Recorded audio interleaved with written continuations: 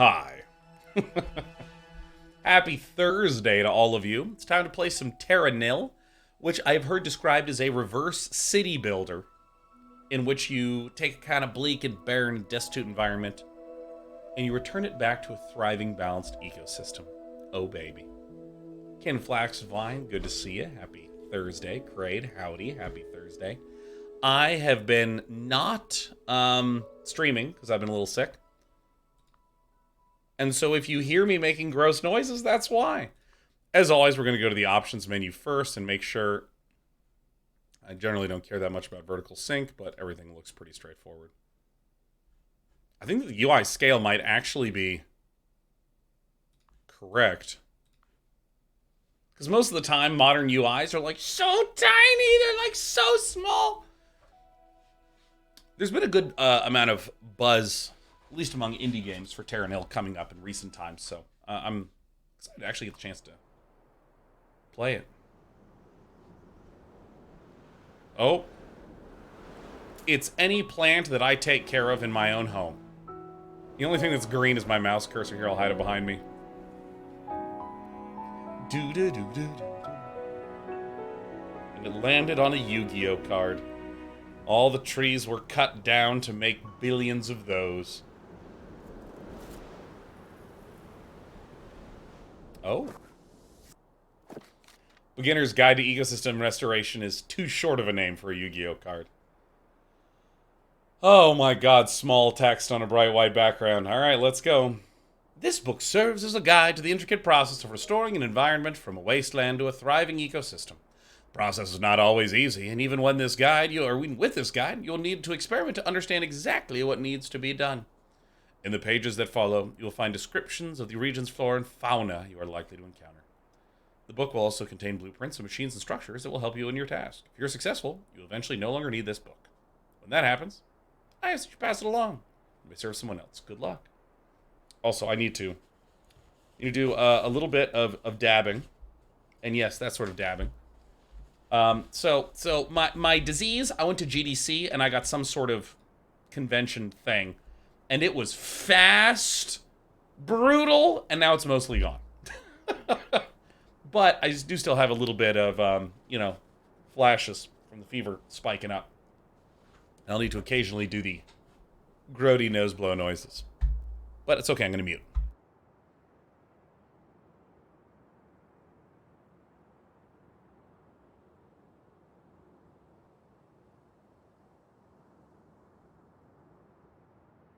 Oh my goodness. Alright. Alright, select your approach. There's a variety of approaches to wasteland reclamation. What's yours? I want to create beautiful, vibrant landscapes. Recommended for players to seek more relaxing experience. I want to restore biodiversity and balance to the environment. Recommended for players with strategy game experience. This is me. I want to rebuild the ecosystem with sophisticated machines. Not recommended for first playthrough.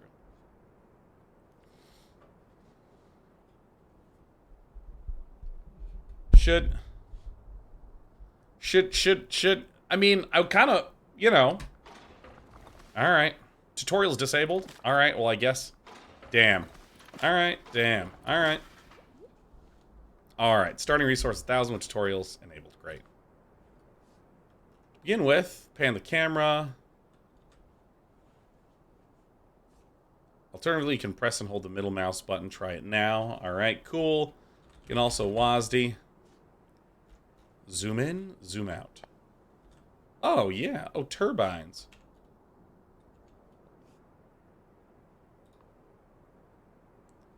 Oh, this game really wants me to build it right here, huh? Alright. I will celebrate by building rock. Now that you have electricity, you can clean the soil. Try to fit 4 toxin scrubbers as far from the turbines as possible. So if I have but a single tile in there, it's powered. Now, is there a way to sub-select this? Because I see that 1 opens up this menu. But the real pro gamer in me wants to increase the APM.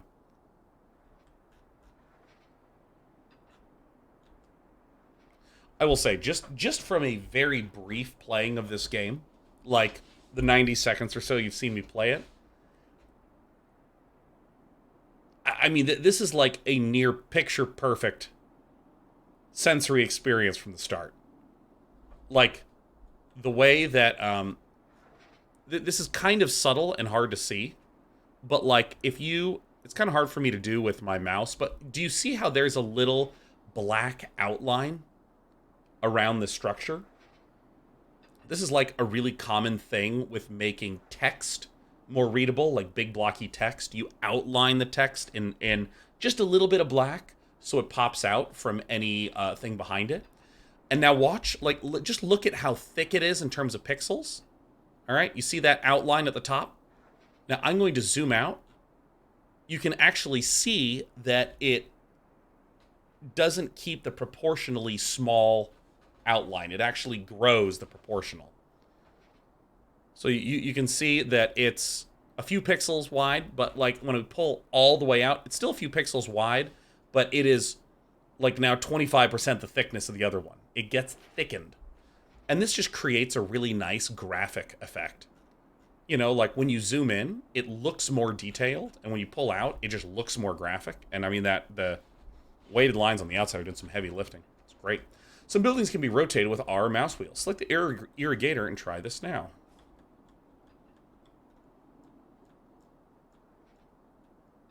Interesting.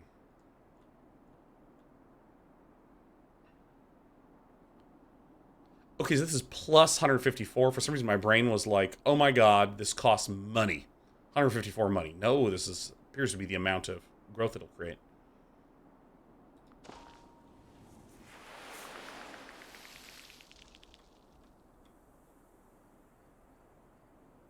Ooh, this is where you want it.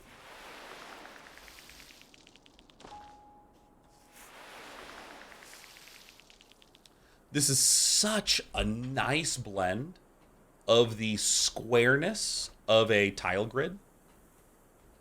You know, obviously this is like, this edge is very like, I am leaning into the fact that this is a tile grid because you can see the outside edge of the tiles.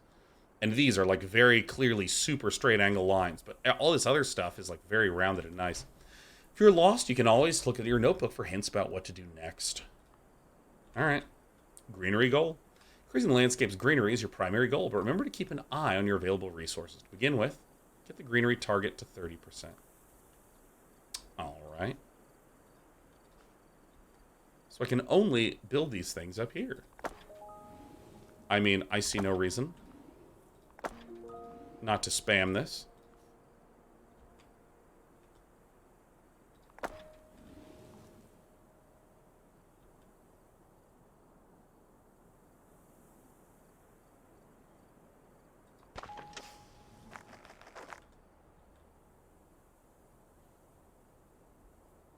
Alright, I'm probably just gonna, like, do the most dead basic baby gameplay for babies that I can possibly do. Yeah, alright.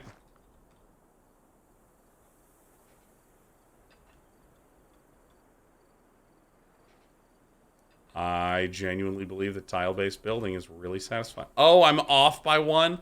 Oh, I am gonna rip out my eyes. I can't believe that. I'm off by one? Oh. The spray and pray. Oh no, is it gonna leave me with my one tile off stuff? No!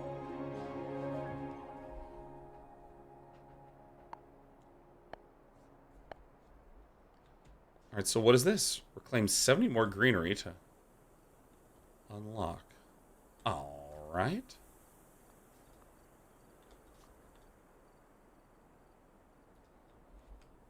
Huh. This is interesting. So I can actually go, like, anywhere, huh?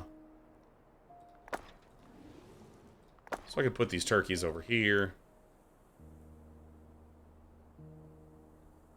Oh man, this is going to be some peaceful stuff. So I can only have 3 things here. Got it. Got it.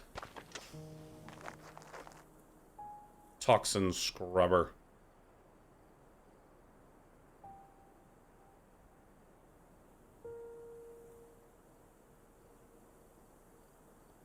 tell me how much more I do? No. I mean, this game is supposed to be relaxing, but my brain is like, if you don't min-max this, people literally might die. The stakes are as high as they could possibly be.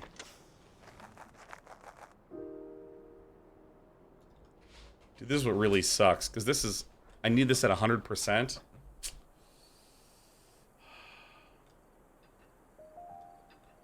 Seems to be something in the upper left-hand side of the screen.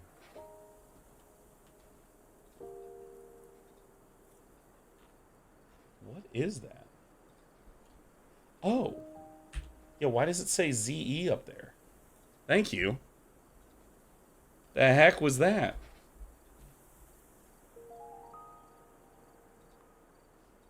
Oh, there's the Global Game Jam stuff. Yeah, I was trying to figure out what the heck that was. That was weird.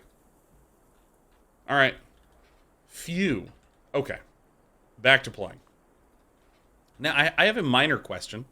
If I do this here, does this become green? It doesn't, so if I want to make that green again, I have to, like, do this. Get out of here. Oh my god, being off by 1 is so punishing in this game. Whoa! I didn't realize environmentalism was this hard. Or this hardcore. It's more just, wow, Dana, you already got caught cheating with that Z mod. I know, I know. It was Clara. Clara did it.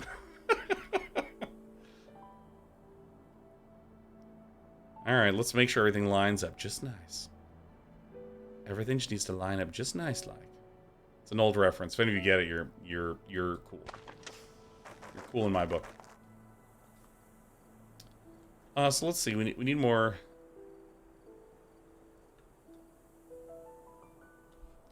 Oh, how do we get this internal stuff going? All right, I'll just do some pretty basic placements, huh?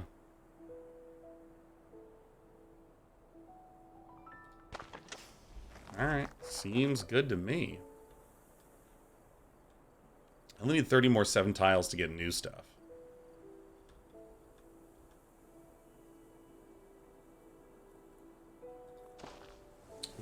Ooh.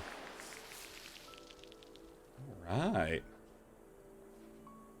Water pump? Oh!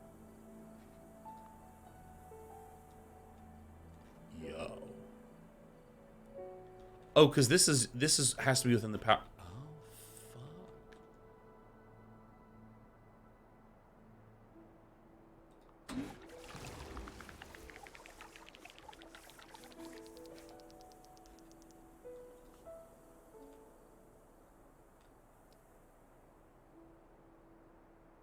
That is fucking satisfying.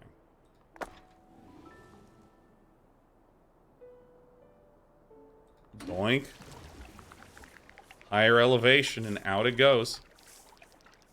Oh, dude. Oh, yeah. Oh, yeah, this is good stuff right there.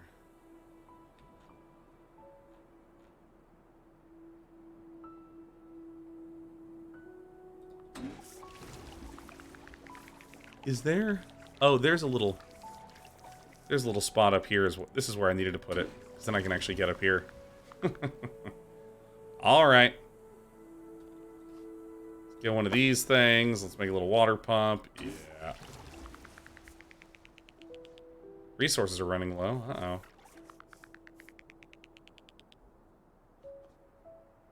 Earn 18 more resources? Huh. How does that work?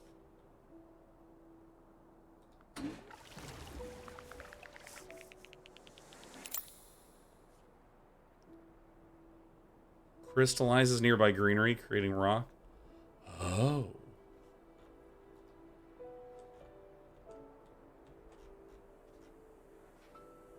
Oh my god. It grows over time. Oh, look at this. We have bees. We got bees.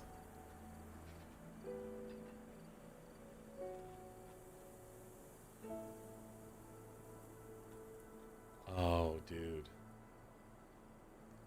This is kind of like the opposite of what we were doing with Path of Exile, huh? Path of Exile is just... You might be trying to min-max.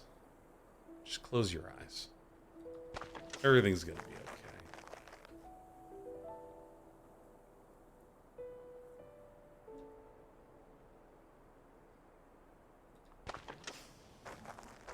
Alright, so the calcifier. Retry. Sometimes the best way forward is to start afresh with new knowledge. This is a really great idea. This is a really great idea.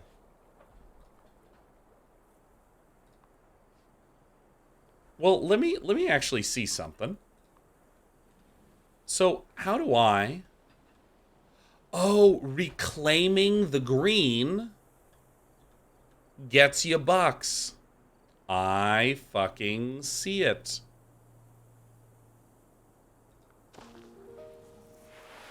So this costs 50 and can get me a bunch more.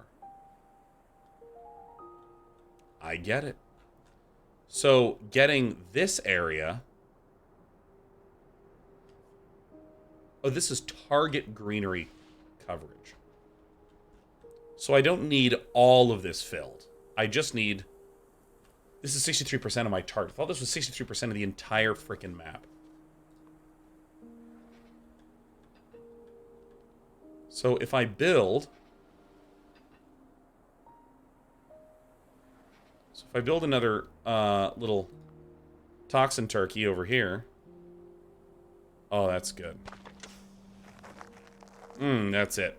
That's the good stuff. Where's my Iwagata? Wow, that feels so bad not to be able to fill that in. I'm losing my mind.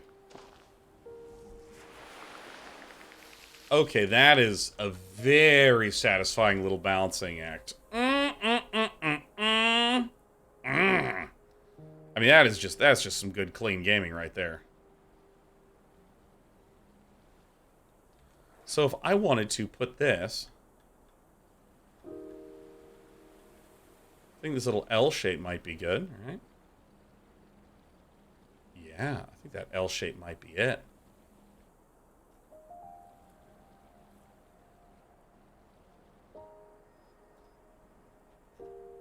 Alright.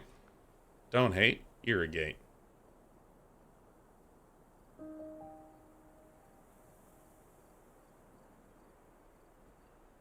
Okay, so I'm going to do this. I'm going to irrigate her up here.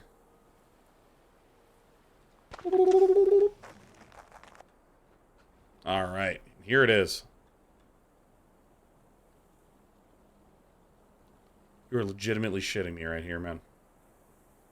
Alright. Oh, I didn't get coverage there? I'm ashamed. Shame. Alright, well. Can't win them all.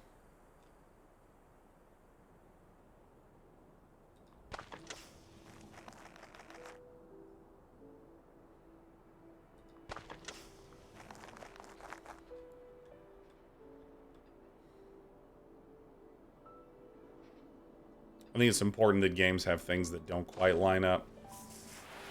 How close am I to my win percentage? 85? My God.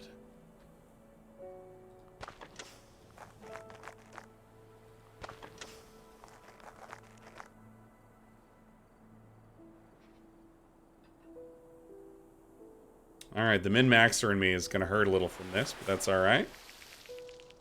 Alright, that's fine. This is it.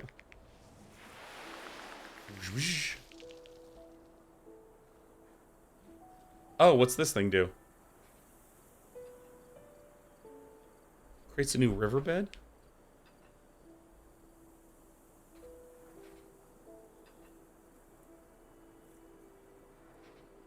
Oh, fuck.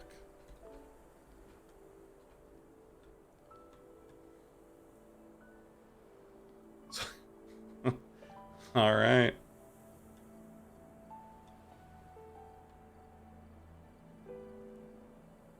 So I can be like, bam!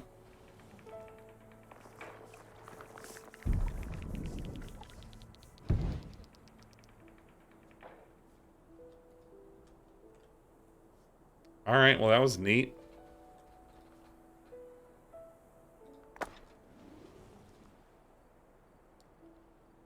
Do. Bang. Ba-da-da-da-da. Bam. Ba-da-da. Pow. Don't hate. Irrigate. Alright, excellent. Okay, yo, that was satisfying. Oh, that was good. That was that was fucking great. What? Holy shit. I need a cigarette. But Sean, you don't smoke. But I sound like I do. So okay. So I need to appreciate a couple of things in this game. So first of all, I play a lot of city builders and a lot of like, colony sim kind of games on this channel. And there's a lot of really common properties that show up in these kinds of games that just recently I have seen a number of titles just knock it out of the park with. Notably, Against the Storm. What's a common problem that happens in a whole lot of city building games? Once you've figured out the balancing act, the game is boring. Against the Storm adds randomness to that, right? Another problem that I feel like this game handles marvelously is the idea of some kind of through line that you're being pulled along to focus on. So, I'm going to point to Surviving Mars, which I feel like is a really archetypical, classical builder game in its strengths and its weaknesses. So, in that game, it's like, hey, you know that you need to get humans here, right? So it gives me a very concrete goal that's like out here in the distance, right? Get the humans here. So then before then, I need to like collect metal to be able to like build solar panels, to be able to store electricity, to be able to yada, yada, yada, get all these steps done because, 20 steps down is bring humans to Mars. Right? And this is kind of what I'm used to. You have a goal out in the distance, and you're trying to figure out the steps to be able to get there. Now, that is different than what this game does, which it says you need to cover with greenery, and that is an incremental goal. So it's not like I needed to do a bunch of steps, and then finally step 27 is start bringing people to Mars, or step 27 is, okay, now you begin to make things green. I'm adding little green things down, or adding these little green tiles down all the time. Wait, can I build this? Oh, okay. QA day 9.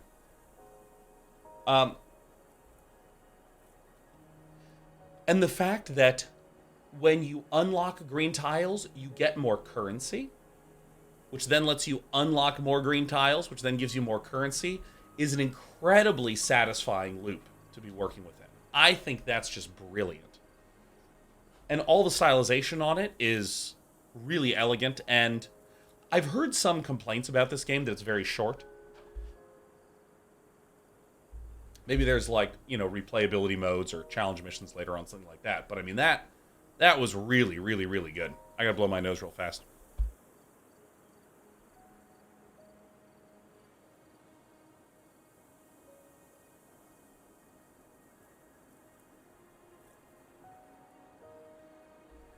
All right.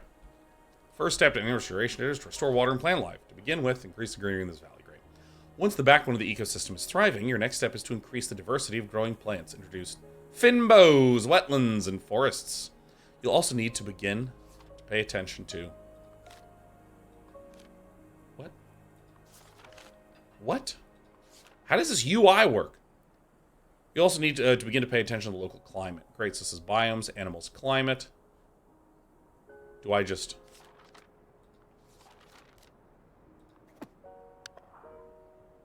Oh, I'm still playing on the same mission. That was not clear to me.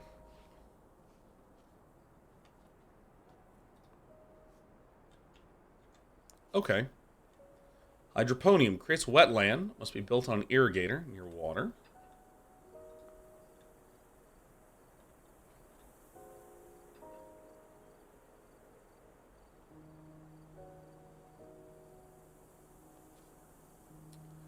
It's wetland. I see.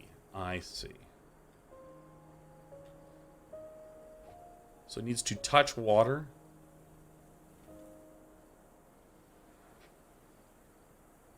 Got it. Alright, I'm going to do this over here. Oh, that's really nice. Beehive. So you know what? I'm going to... I don't know why it lags there.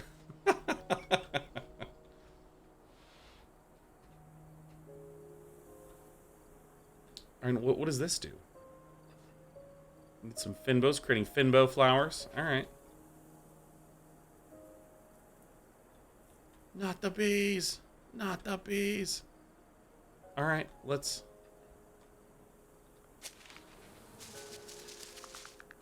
Fuck, man. That is some good stuff.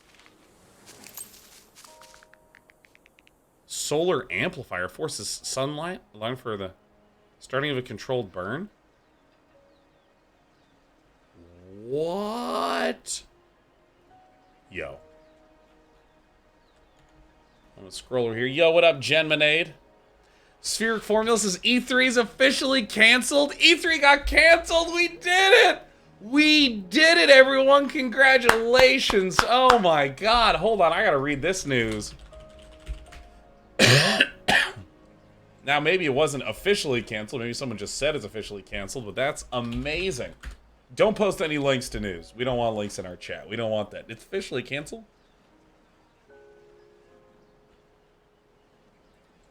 E3 canceled. That's incredible. Awesome. Oh, man, that's incredible. We did it. Congratulations, everyone. We took him down. Got him. There it is. Yeah. So, by the way, I have not talked to any of you in a few days, and I haven't talked to people in a few days because I've been sick, and I've been the kind of sick where I stay in bed. So,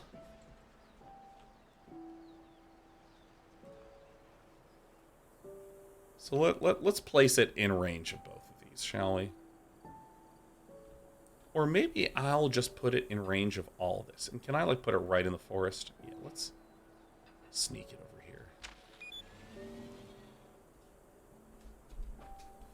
here. Wait, why do we want E3 canceled? Okay, so now I'm going to back up. I'm going to tell you why. I think it's... I'm very, very amused that E3 is canceled. And let me further justify, again, I've been alone for so long. Even with my wife, I'm just like, honey, I just feel this is sick. I just sit in bed. Oh, I feel bad. Oh, I've been doing that for a few days. So, so there are many really awesome conferences that happen through the year. The Tokyo Game Show, believe it or not, I think it happens in Japan. Can't be positive of it, but the Tokyo Game Show, a lot of really awesome game showcases. Twitch did a bunch of broadcasts there. Gamescom, one of my favorite events of all time. Gamescom, super amazing. I think it has something like 700,000 attendees. Is gigantic. There's just booths and all this sort of stuff. Yeah, PAX has incredible showcases, great community events, things like that. And then there's E3, which I cannot help but state that because I can see all these other very well-run, very successful, very beloved conferences doing great, sometimes companies just mismanage things and they go busto, and that appears to be what's happening with E3. So let me just start a controlled burn. Start a burn. Ah, I see. So the fire burns anywhere. So I can start it close. Whoa!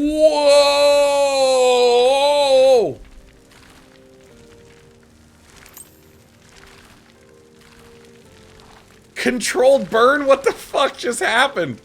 What in the actual fuck just happened in this fucking game? Holy shit!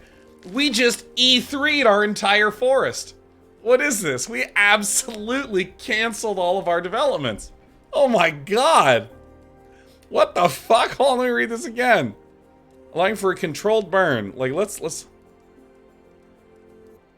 watch the video instead of closing it.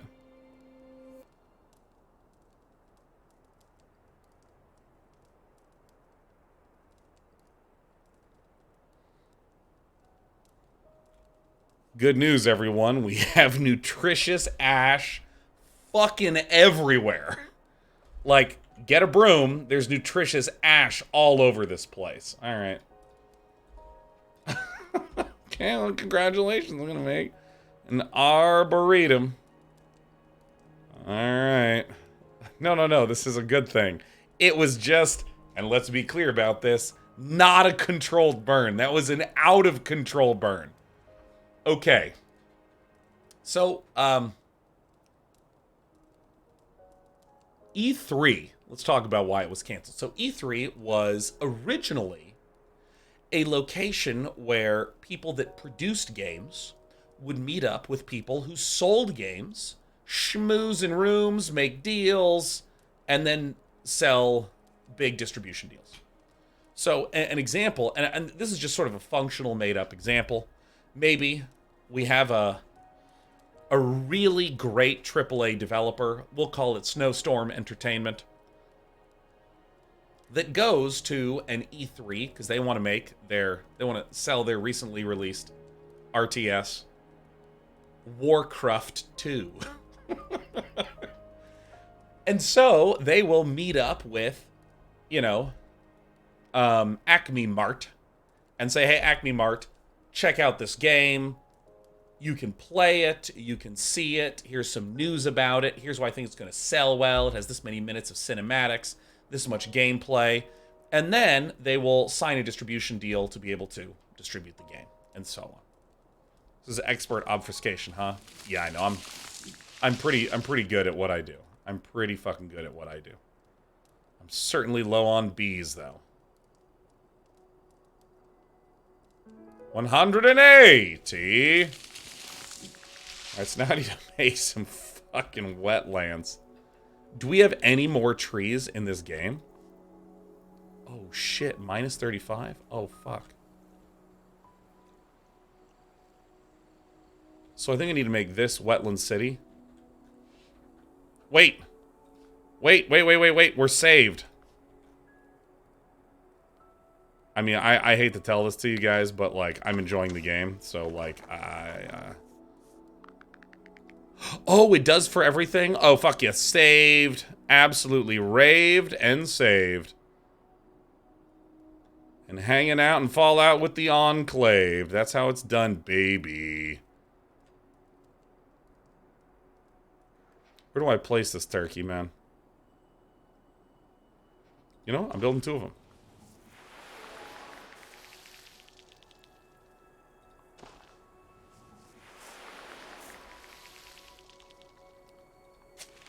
Give me the bees. Give me the bees.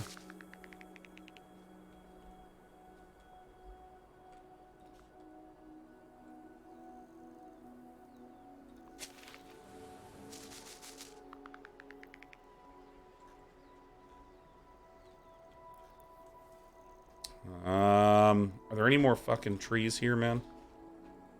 Is this it?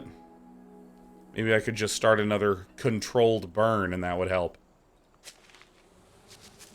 I'm never going to finish this point, am I? I'm just going to keep ranting about how hard it is to find bees. Oh, here it is. Bee City, baby. Okay, so I don't need to pause, so I can just sit here looking at my beautiful landscape. Okay.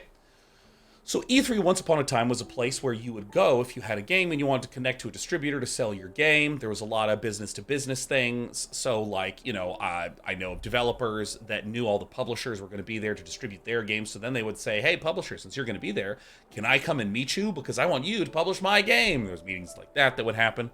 And what slowly began to happen to E3 over the years is they started to add a consumer arm to this event. So it started to turn into, hey, you the publisher and the developer who are coming here to, basically do backroom deals and showcases and things like this, why don't we just invite some consumers in?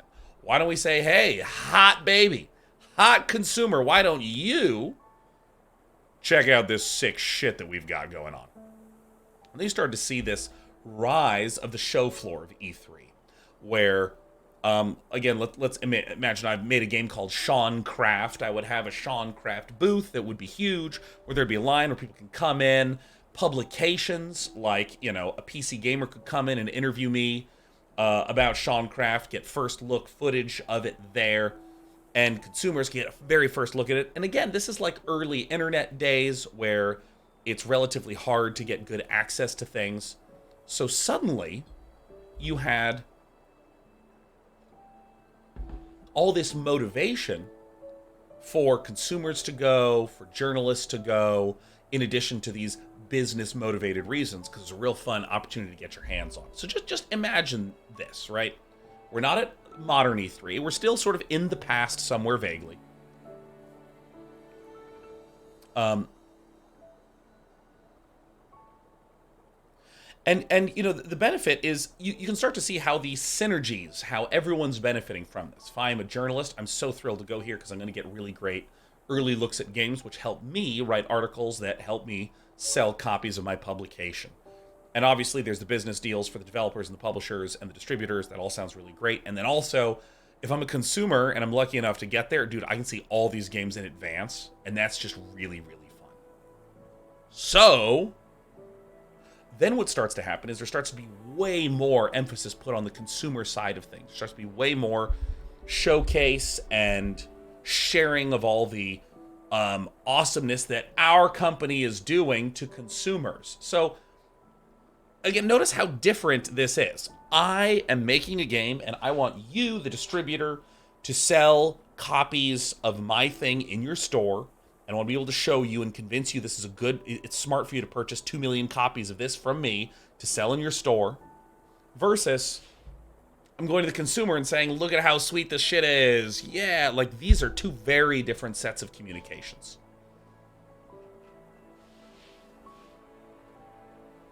And so, what began happening is, obviously, a really loud show floor is a difficult way to really connect to a lot of consumers. So there started to be this rise of press conferences that showed up at E3. So the idea being that there would be the Microsoft press conference that would take, and I'm just going to make up some numbers, it would take an hour.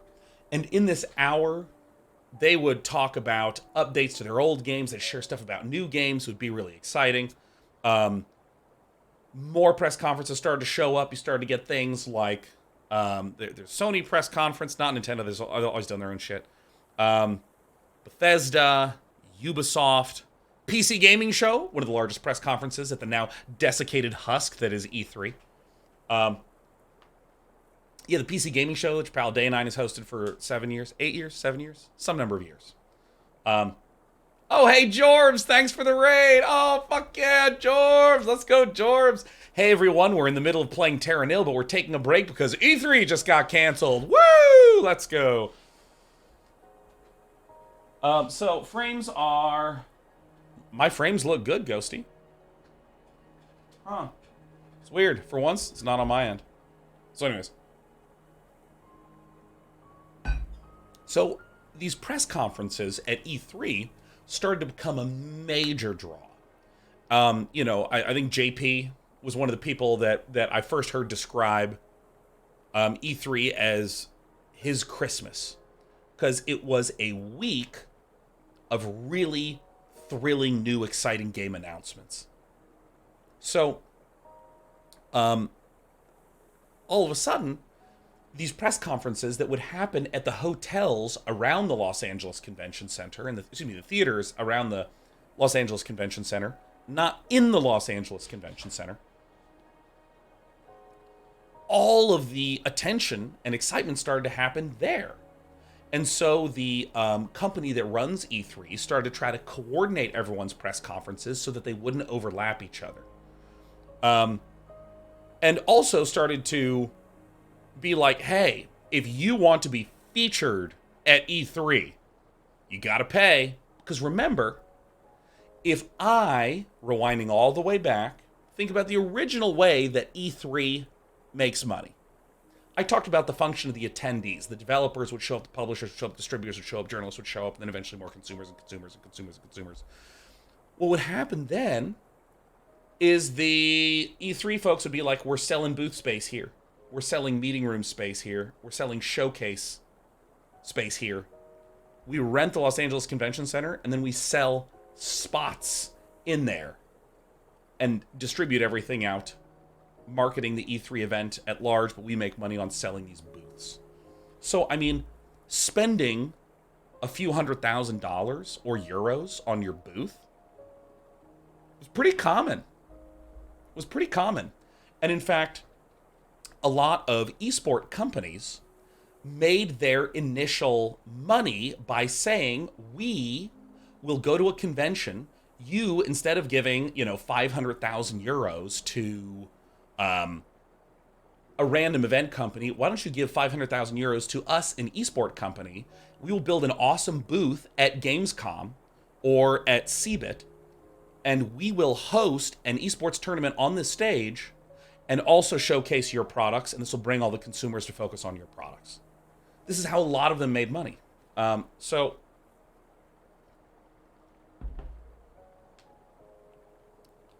and remember that 500,000 is just like to make a really awesome epic booth, not even necessarily to rent the floor space. But now all of a sudden, games are getting shown at these press conferences. Again, this is circa like 2013, 14, 15, 16, 17, 18, sort of in this range. We'll say 2015 for averageness sake. So, suddenly you have all these press conferences that are actually getting the interesting attention from everyone. These press conferences are actually the place where people are getting the most exciting, most spiky news. And let me tell you, like 2015, 16, 17, 18, I would always wander through the E3 show floor, and it felt kind of weird. Because I would go all the way down to the theater district in Los Angeles, do the show for the PC gaming show, and then walk like a mile west to the fucking convention center and wander around this kind of frenetic show floor that was kind of like loud and disconnected. And then also, if you went way down the hall this way, that's where all the business meetings were happening, down there. And so, I don't know, it just kind of felt a little weird. And my understanding is that a lot of people that hosted these press conferences would start to just be like, all of our value and hype and quality is being generated at these fucking press conferences. So why are we paying this organization when we're just doing press conferences off-site? And this is my understanding. Just a host. I don't know a lot of the inner workings of how all the press conferences would go, but I do know people that would moan and groan about this shit. Why do I need to buy a pass for this fucking event when all I'm going to do is go to these press conferences that are like many blocks away, being fully managed and run fully separately? And then so what wound up happening is that COVID occurred, E3 got canceled. Oh, and let's not forget that the organization that run E3s leaked all press and journalists' credentials twice. Like, all their information like 2 times. And made all these ridiculous flubs where they were selling to people that, like, we're gonna have fucking, like, advertisements, like, blared on consumers' fucking foreheads in there, Oh, no, I remember what it was. They said that they were selling to advertisers the right to have video advertisements in the very long lines that were commonplace at E3. So, when COVID hit, and there was this really bad reputational damage that the E3 managers had frankly done to themselves, and I know there was a lot of frustration from people trying to work with them, in this sort of regard. COVID happens, it gets shut down, and then everyone just does their press conferences pre-recorded anyways. And then the Summer Games Fest occurs. And what's Summer Games Fest? Well, it's basically a different group saying, hey, let's just focus on the press conferences. And let's just make this a coordination among the press conferences. And there you go.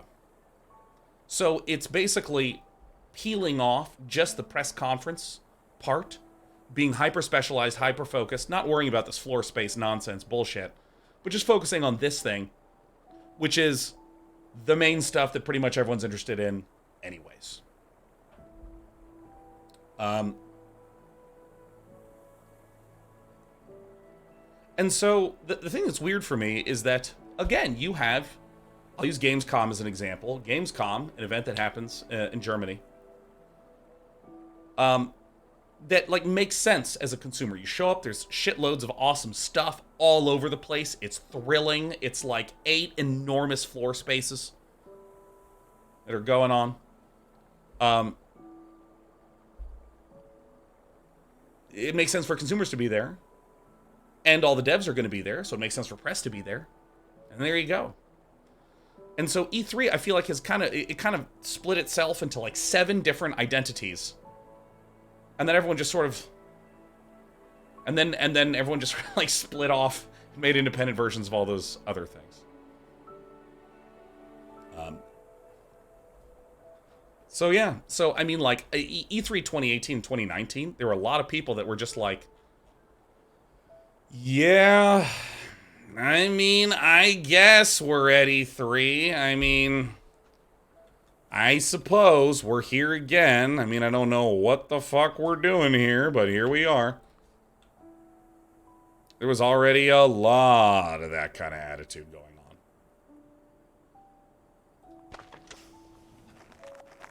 And then so when COVID hit, I think people just, it was kind of the excuse people needed to really take a hard look and go, is this even valuable for us at all? Is this benefiting us in any regard?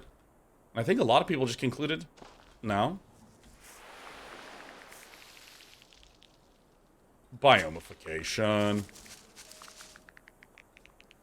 So if I do this, this will flute this. Hell yeah. So, I mean, my genuine sensation of the entire thing is like, well, it looks like someone was not managing their stuff very well at all, and it went poorly, which is exactly what should happen. And there you go, this is the game. Reduces the cost of some buildings and unlocks the ability to manipulate the region's climate. Oh, interesting.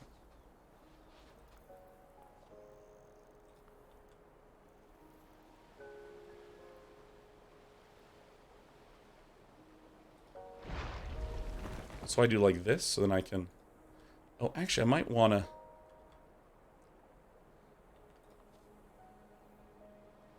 So if I, like, do this...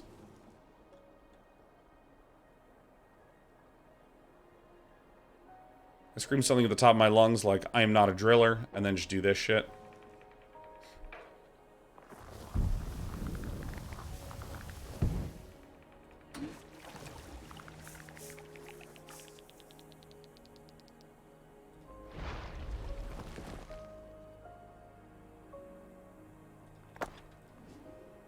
Alright, great.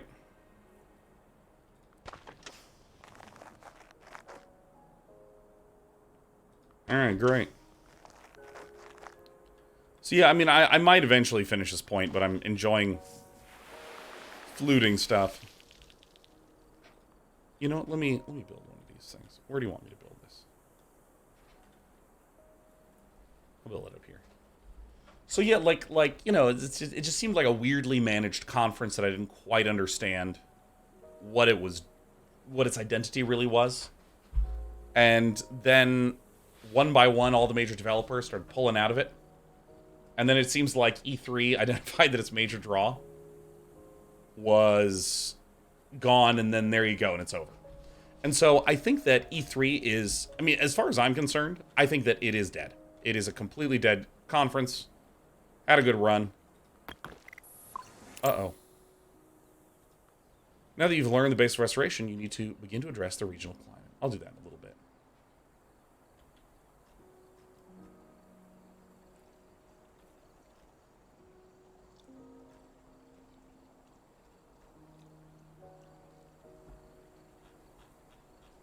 All right. What was I talking about? Yeah, like I think that the conference is dead. It had a good run, and if it wants to come back, it needs to be something completely and utterly reinvented. Because I don't know, it's kind of grown to look a little bit like Tetsuo during its transformation sequence at the end of the film, Akira. So, Kotan says, was E3 had the whole Booth Babes thing too, didn't it? 100% of conventions, forever, in all industries, for always, will have the Booth Babe, which is like, oh my god, sex sells, doesn't it? Fuck, here's our microwaves, you know, like... Alright, now that you learned the basic restoration, you need to address the regional climate change. Okay.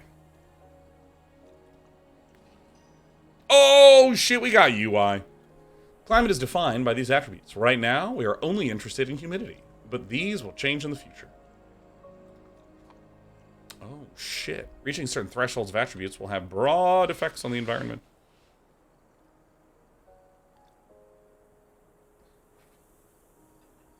Salmon run? Oh, shit.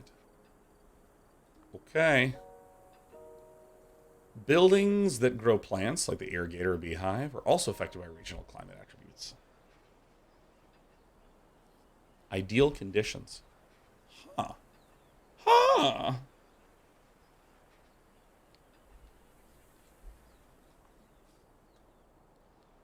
Many buildings modify the climate slightly, but some, like the cloud cedar, change it significantly. Okay. Cultivating the right climate is an important step in your reclamation journey. Good luck.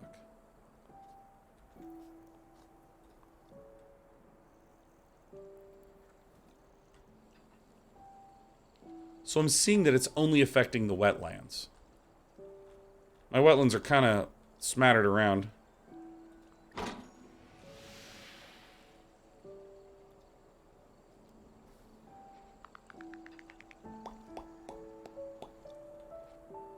So let me just wetlandify this. Whoa, whoa, whoa. What? All right. All right. All right, with plant life and climate reestablished, final step is to construct an airship. By recycling your buildings, you remove your presence, introduce fauna to be the new custodians of this ecosystem. Shit, yeah.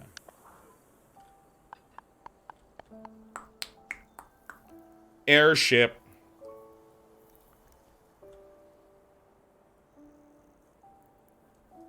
I build it here. Recycling silo.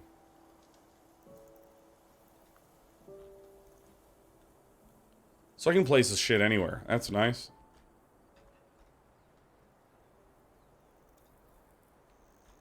What is this thing? Oh, that's my arboretum. Alright, let's start down here. Slurpled and nurpled. Great. I see, and if I am not efficient at reclaiming my buildings, I will need to generate more currency by doing more reclamation-y activities. Ooh, that's so nice! Actually, what happens if I... Salmon run? Rain begins? Oh, shit, man. I'm seeing some more fucking clouds. Hell yeah.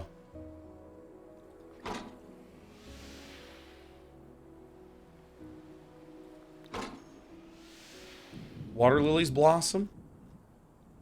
Oh, shit. Fuck yeah, dude.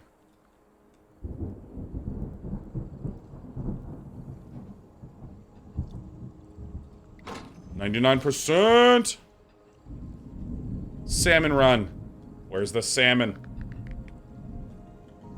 Hi, Ralden says, do you think other events will also die off? Because the whole concept is outdated? Oh, 100%, yeah.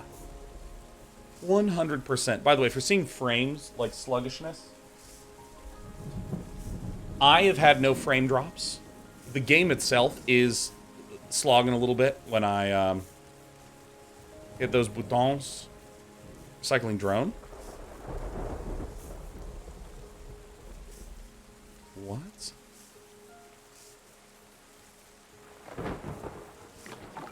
How does this turkey work?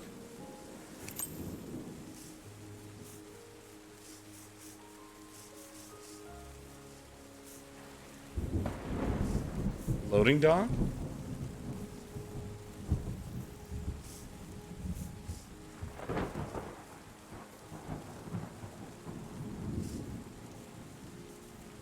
Okay, so I like do this. So if I do this, does he just like wander on over?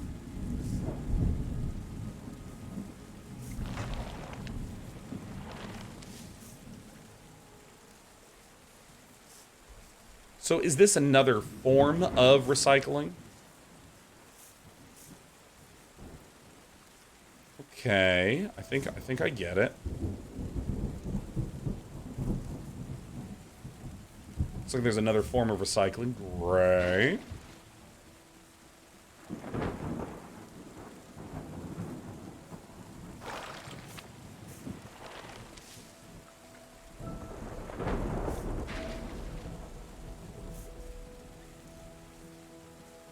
So it looks like this is an alternate way to recycle stuff. So I can recycle by land or by sea, but it looks like these are pricier.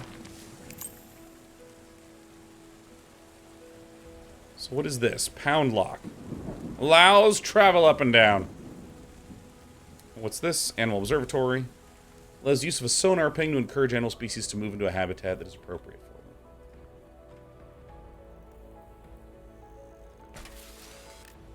Final step as recycling progresses is the introduction of animals. New animal species will help maintain the ecosystem long after your buildings are packed away. Animal species need to be scanned for. Open the scanning panel here. Oh, shit. Oh, shit. Hey, Cantharion! Happy 100 months in a frickin' row. Happy 100 months in a row, Cantharion. Holy shit, fuck yeah. Hell yes.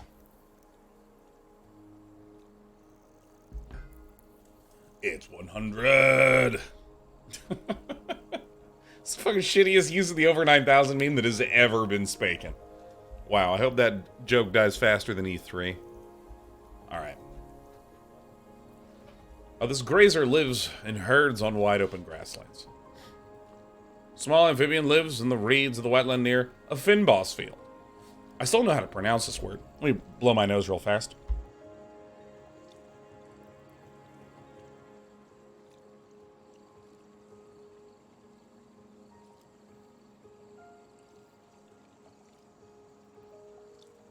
Yeah, I mean, my general, like, opinion on forms of entertainment is that the end of entertainment things, be it a convention like E3 or the run of a television show, the end of it is not a bad thing.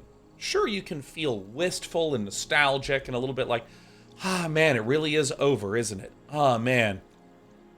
But that's fine. It's healthy. It's reasonable. I'm glad Avatar The Last Airbender ended after 3 seasons. That's what made Avatar The Last Airbender the best television show of all time, is that it went, you know what? We're done. Right? And then it ended at the best moment ever. And when it was done, I stood up with both fists in the air and I jumped. I was like, yeah! Yeah! Nice. And that's that. And that's great. I don't necessarily think that everything needs to just continuously be stitched back together again. I don't think we need to keep sacrificing 10,000 psychers to E3 every year. There's no warp. It's just a fucking hot convention center in the middle of summer in Los Angeles. You know, and it's evolving and turning into new things. And I mean, I'm sort of just like, yeah, E3's fucking gone, because it was such a cumbersome, clunky, weird, bizarre thing. And there you go. You want me to do this? Is this a button I can click? Oh, shit, you want me to scan? Reeds near wetland fields? Okay, use these animal portraits. Okay. Use the scan ability. Okay. You need to find a suitable habitat for at least 3 animal species. Good luck. Okay. Alright.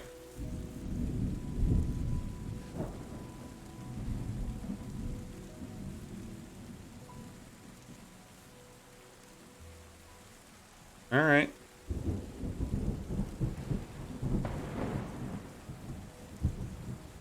Reeds of a wetland near a Finbos field? So, is it...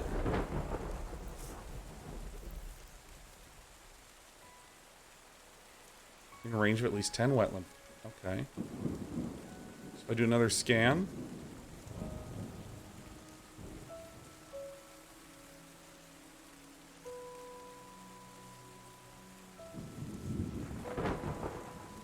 Wide open grasslands. Deer.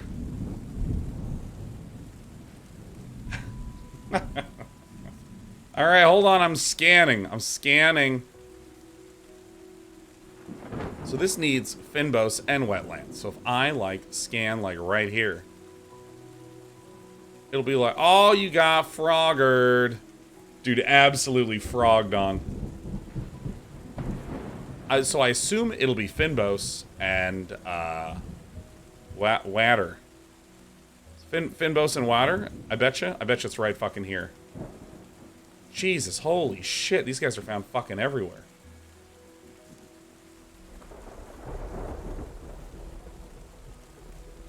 Is it, like, just Finbos?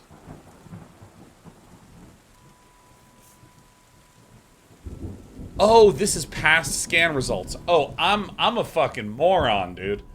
I didn't understand it. Here's what I thought was happening. I thought that there were 6 different ways that you could find frogs, and that one of them was wetland Finbos. So, I mean, I fucking thought... Alright, what is this? A large... Huh.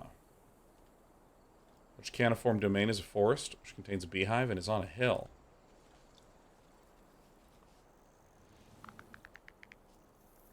Forest. I don't have any hilly shit. Wait a minute. What if I do like this? On a hill. 20 forest tiles in fucking range, so I need a hill forest? Damn. Uh-oh. Uh-oh. Who's in the mood for that controlled burn? Oh, wait, I only need to find 3 animals. Okay.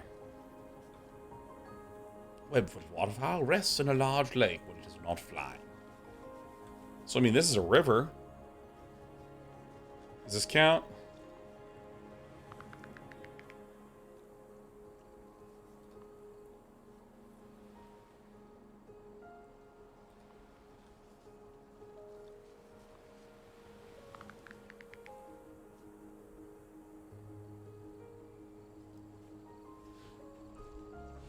What does this want me to do? This is like, this feels like when you ask someone, is this a good idea? And they go, it depends.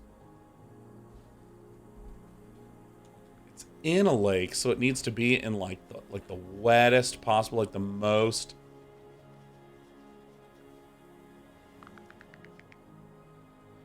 Fuck this. Industrious rodent builds home in a river near a forest. Gotcha. Beaver time. Hell yeah, we got 3. We did it. Alright, so we need to start recycling things.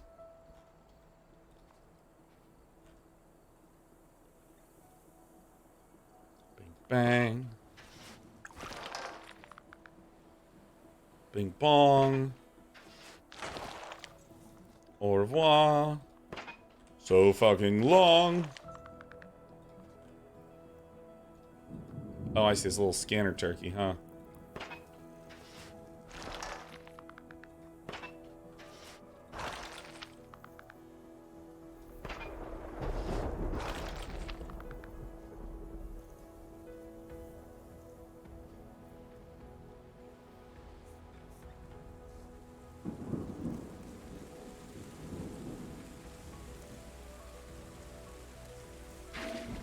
Wait, do these go away? I under completely stand. So now it's loaded, and then that disappears too. Shit. Fuck. Yeah, by the way, my internet's fine. My internet is 100% finemento. So if you're getting frame drops, it appears to be Twitch. So I thought this loading dock stayed. So I incorrectly presumed that what was happening... Oh, I'm gonna have to build one of these fucking missile things, huh?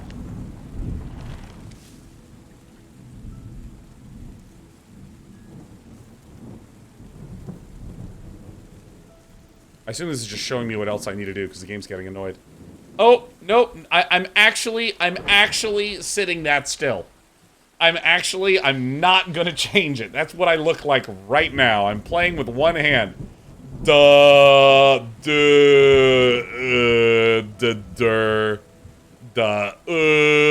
I think that made we should maybe I don't know.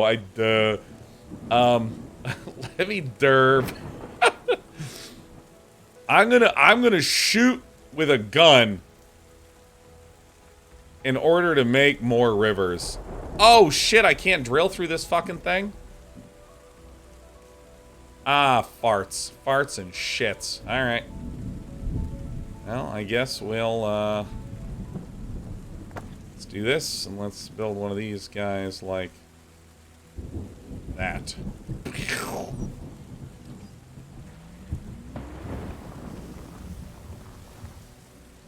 That's some controlled burn shit right there. Duh. Alright, let's fix this. It's not simply walk into Mordor. Yeah. Alright, it's opening back up. Give it a second. It's trying. Is it trying? Are you trying? Are you doing anything? Here, man? Oh, thank God. Must trust the process. LeBlanc. Kapow. Flazoo. Lazar.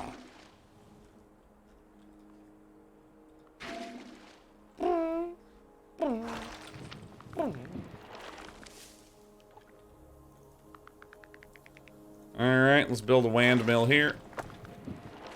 Build a water gun. Like dot.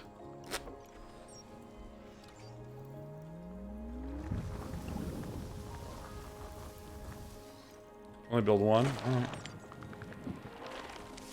Oh, dude, we're owning. What's this game about? It's a really interesting game, because what I would describe it as is a... Oh, my logo's covering up the humidity. It's at 100%. We're all fine. This is a multi-step restore the environment game. The first... Oh, fucking balls, huh? Alright, let me fucking do this.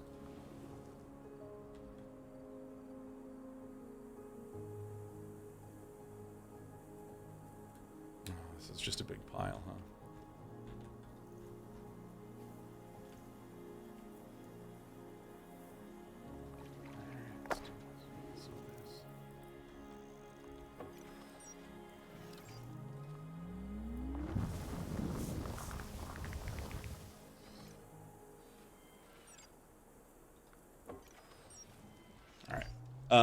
Yeah, so first what you do is you clear the land and you get some grass growing on it, and then you get some specialized environments.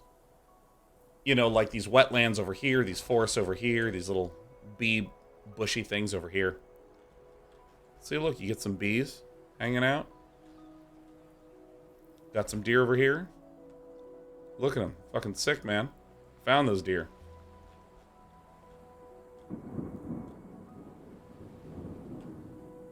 And then you hide any trace that you ever existed. Just like my favorite stalkers taught me in the television series You.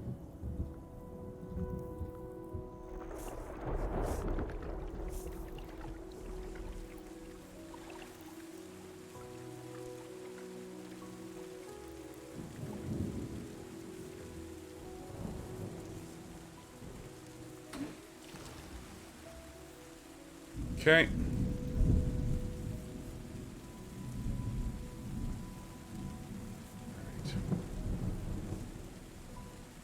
Get him, boys.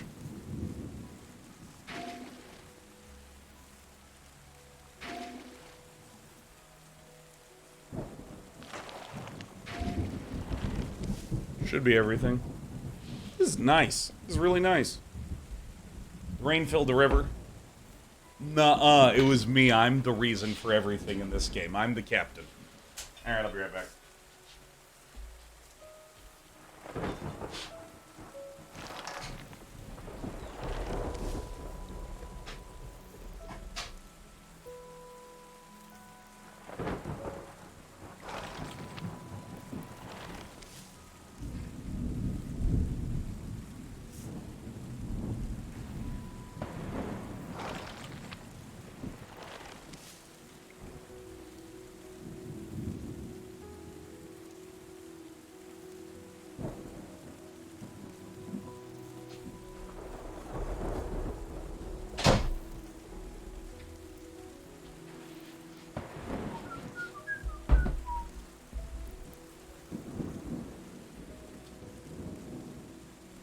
Oh. What is going on here?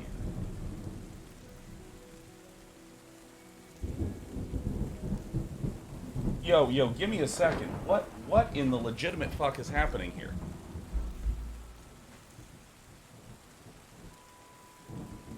Alright, what is going on? Is this game shit in the bed? Holy crap.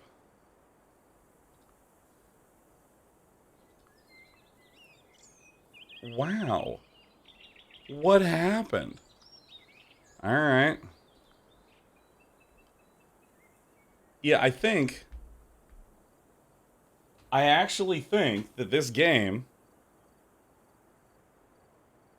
can't actually handle this much stuff going on. Hold on, I'm gonna open up my memory manager.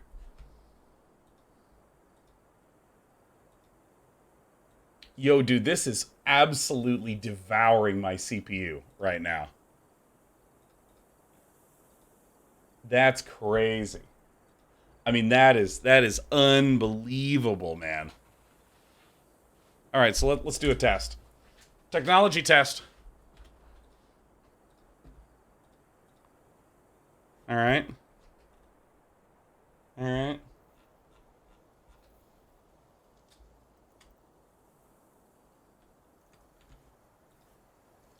Holy shit.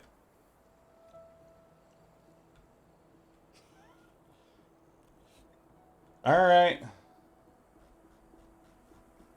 Yeah, no, we're going to like 100% CPU usage. Yeah, I think that there's some optimization that this game could benefit from. Oh my god, that's so funny. All right, well, let's get out of here.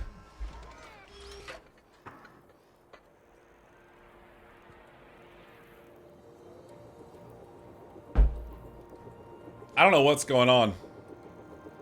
It's on GeForce now? Hey.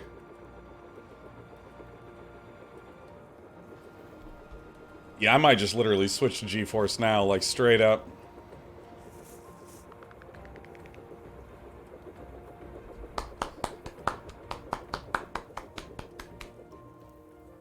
Wasteland reclaimed.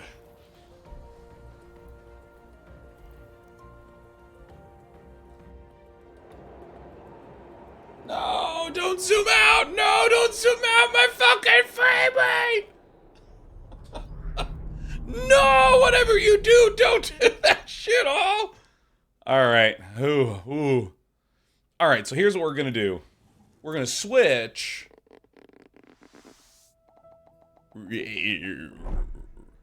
Alright. So what if I...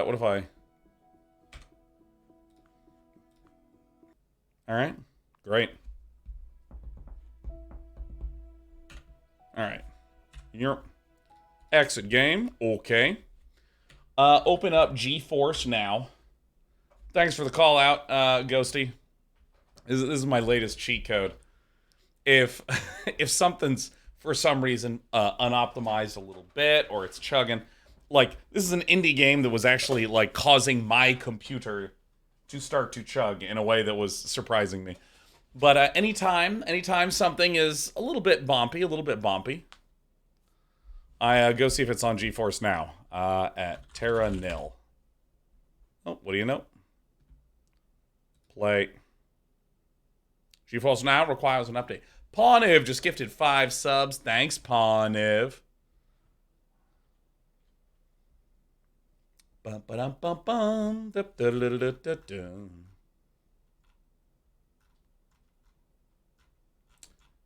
All right. Connecting Day9 TV. Loading. And then it's just like, by the way, is this your home address? And I'm like, oh, no! Oh! So we just... All right, is it? Are you going to launch it? There it is. Your progress is automatically saved. Yeah, and for anyone saying that, like, hey, I watched another streamer and things seemed fine. Yeah, I mean, there's a huge variety of CPUs, so. So now I'm literally streaming this.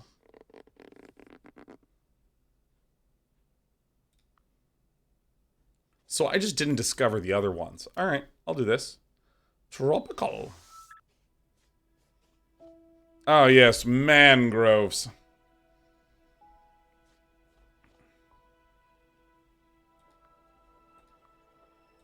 Oh, I see. The desolate island.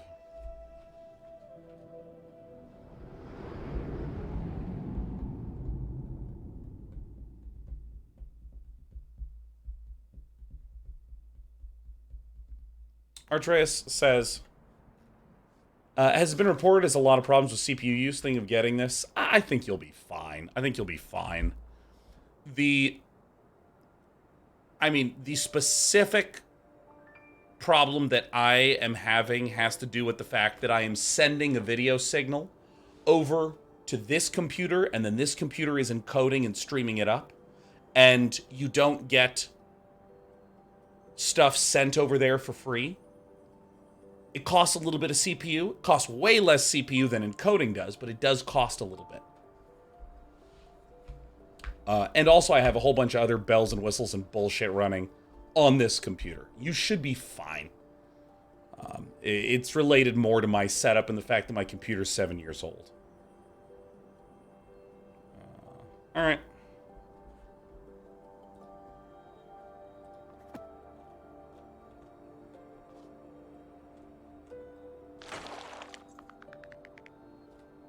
Target greenery coverage. Oh, I see. You have 20... You know what? Like, I see people that have lots of Chrome tabs open. And I think anyone that has that many Chrome tabs open is a monster. An absolute monster. What's this? Mineralizer.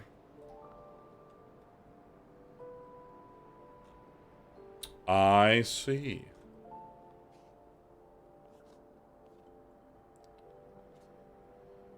So this is a toxin scrubber, so does it get water?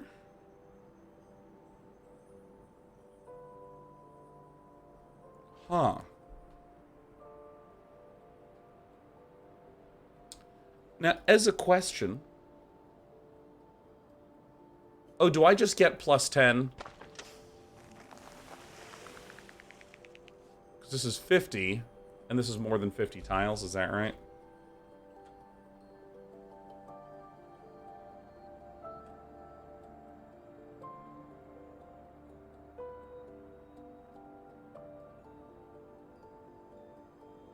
So, oh, okay, so if I put it here... Okay, here is what was confusing me. If I am placing this on just dirt, it will spend 50. But it doesn't show minus 50 on top of it. If I just get this, like, these 3 tiles of water. Do you see these 3 tiles of water? Oops. That are sort of at the bottom edge. Each of those returns $1 to me, and 50 minus 3 is 47, so it says minus 47.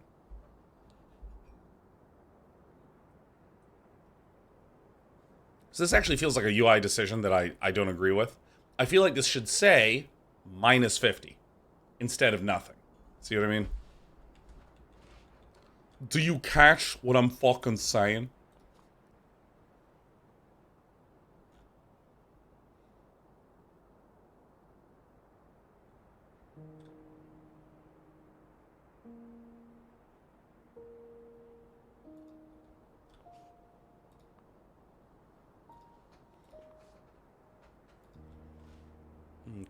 Okay, so if I put one of these turkeys here.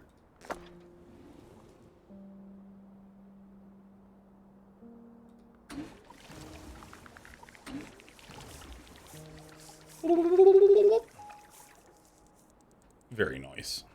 And if I later recycle that... What's this? Reach tier 2 to unlock.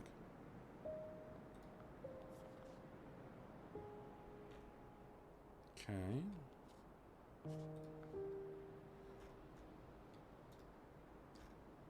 Oh, I see. There's like 2 levels here. Ah. Ah.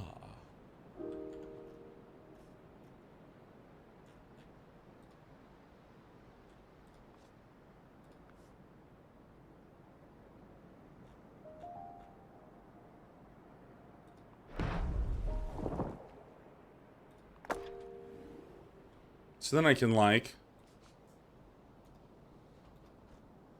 So then I just can't fucking do anything at all here, huh? Wait, what?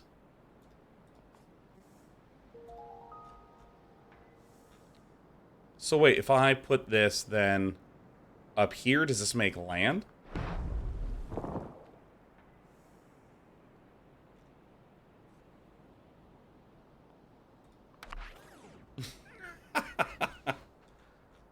All right.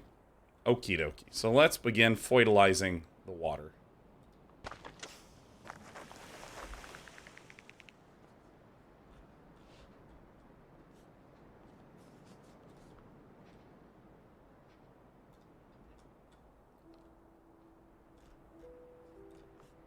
Then how in fuck's name do I...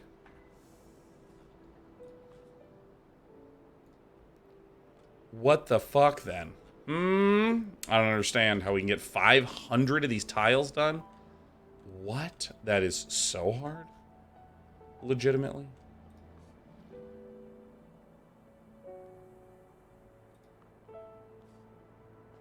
Reach tier 2.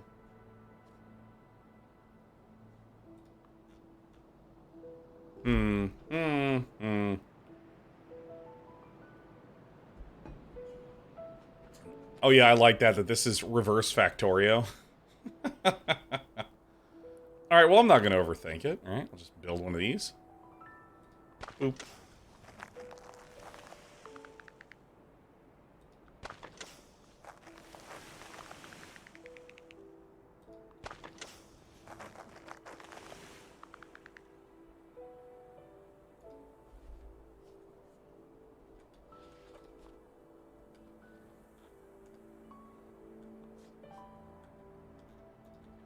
I mean, I may as well put this turkey here. Oh, shit. I should have put this. Put this right up here. Oh, let's go. Look at this.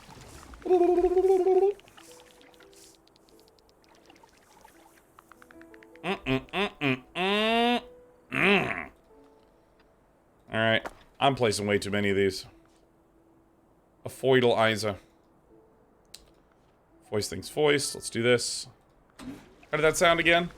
I'll never tell you, Onomancer. Never. Not a chance in hell am I going to repeat that one. That is for this stream and this stream alone. That's not even going to YouTube.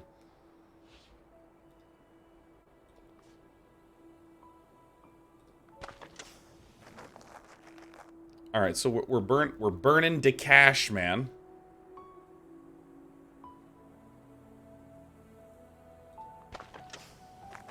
Damn, that was loud as hell.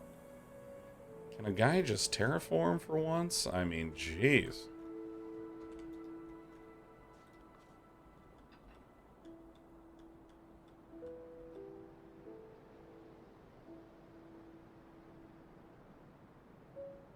Plus 72?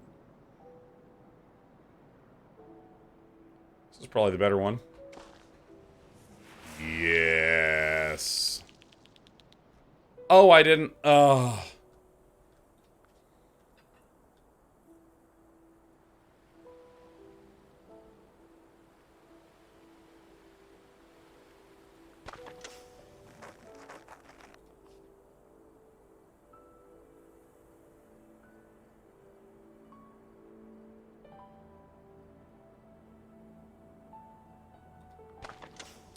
Alright, that stuff was already terraformed. So I'm going to try to maximize the coverage that I get here.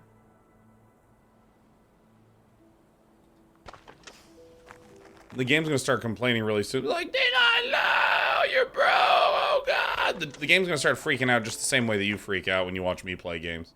No, Day 9. Oh, God, you're so bad at the game. I misclicked that.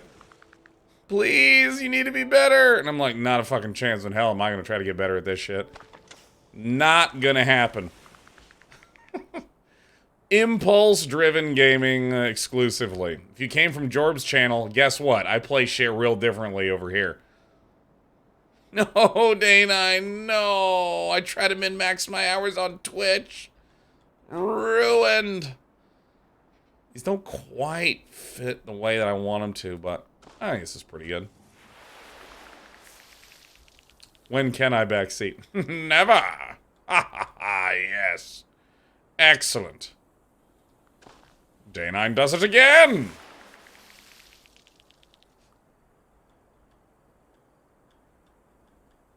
Alright, I'm gonna leave a little landing strip right here. We just can't quite get it in there. Dude, I literally don't know how I'm supposed to get 500 of these fucking tiles here. Like, how is this even possible?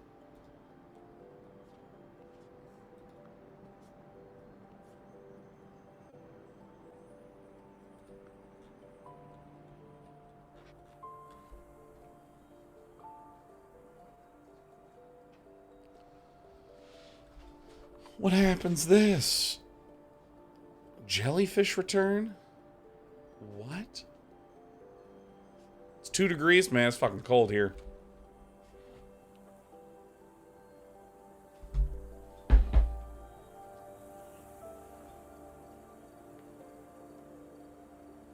I'm legitimately confused.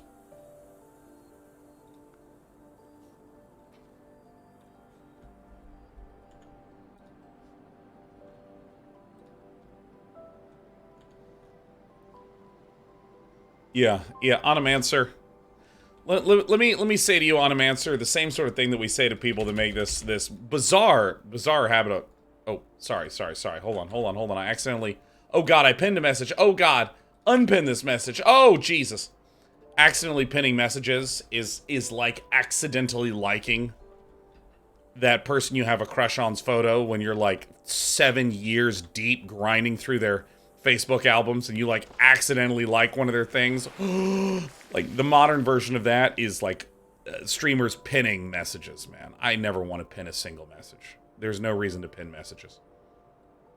There's just no reason. It doesn't benefit you, it doesn't benefit me. Only in very narrow and select circumstances do I really want to pin that message.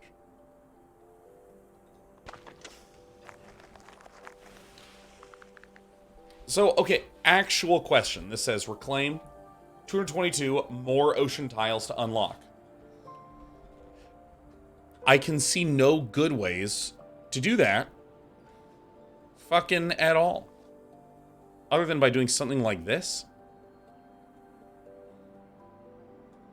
Like jamming these against the edges.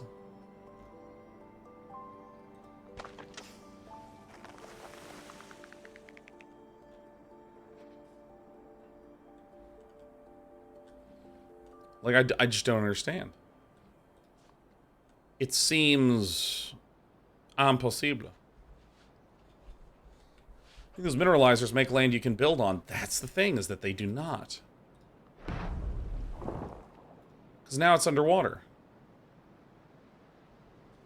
And I can't...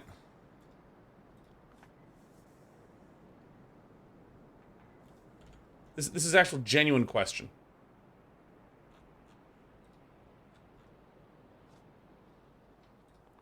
But yeah, genuine question, how do we, like, build out in the ocean? And maybe I just can't. Maybe I just can't. Maybe what I'm supposed to do... Oh, wait, I think I see. I think I understand. I think, holy shit, did I do some fucking learning? Did I do some fucking learning? Yo, this feels so crazy to have learned. Holy shit, did I learn? That was literally too abstract for my small, tiny mind. I mean, let me tell you something. I'm looking at this right now, and I can't fucking believe that I'm able to do that. That's crazy. I'm just not the most sophisticated person alive. But it's okay. But anyways, if you come into the channel and you say, hey, are we allowed to X? And then you just fucking do it? What are you doing? That's even dumber than I just was with these windmills in the ocean. Like, what are we doing? It's just like... Is this brick of concrete edible? Like, you know, just at least give it a minute, you know? At least give it a minute. And Bruce Malt says, are we allowed to ask questions in chat? Absolutely not. Mineralize. Become powered.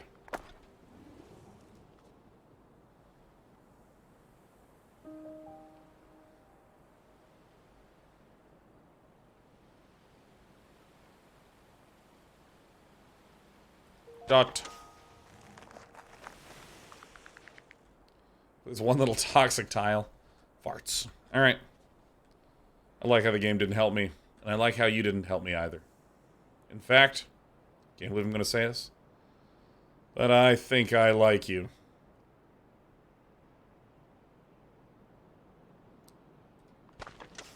Oh. Question. Do we have any, Koreans in chat that can help me understand a Korean cultural thing? Or maybe a Korean language culture intersection thing. Alright, so I'm going to make some greenerizers, because we need some.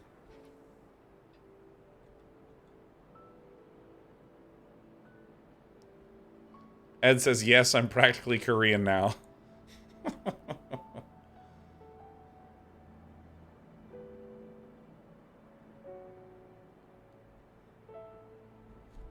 It's also something, as an aside, my brother has lived in Korea now for 16 years.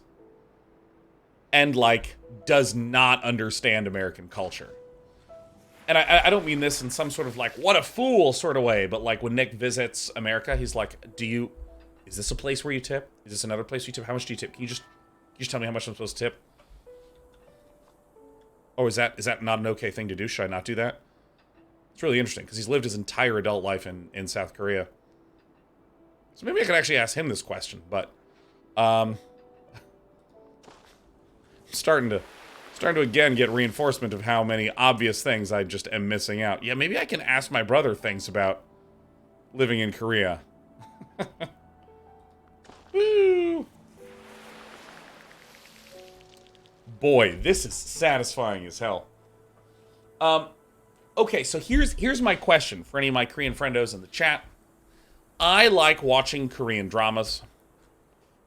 And there's something that I feel like the translations are just not able to effectively capture, which is when someone says, I ... I like you. Is this like, I have a crush on you? Is that what this means? Because, like, that's not how we use the term like. In America, what we do is we say, but do you like them? Right? Like, is there, like, a word that is just, that doesn't exist to capture that? Oh, 7 more. Send, bank. Oh, farts. Yeah, but do you like him? Or do you like him?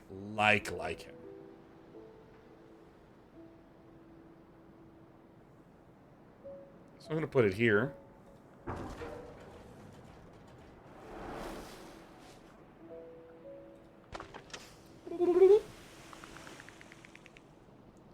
Seer 42 says, yes, English doesn't have the specific enough words for the context. Yeah, like what does it mean?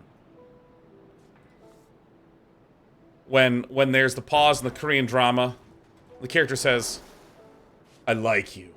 And then the acoustics come in, and everyone's just like, oh, shit! And, like, the episode fucking has all those freeze frames, you know, where there's, like, sparkles, and then it just, for some reason, cuts to the face of the second female lead who's fucking scowling and shit, who's not even in the scene.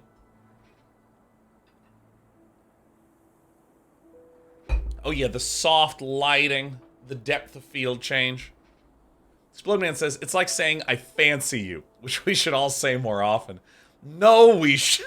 Wait. Are you from the UK? Where you can use the term, like, fancy and not sound really bizarre? Because fancy is used in the South in America to express how much you want to eat something. Right? That's what it means. It's like, man, I fancy me macaroni and cheese, right? That's the way that I'm used to hearing the word fancy used. Or, like, do you want to go to dinner? What do you fancy? Like, no one in America is just like, well, her name's Britt. I think I fancy her. It just sounds so weird. Yeah, see, Rachel says, I fancy me some apple pie. Yeah, if you fancy apple pie and you decide you're going to do it, you are now fixing to get some apple pie, right?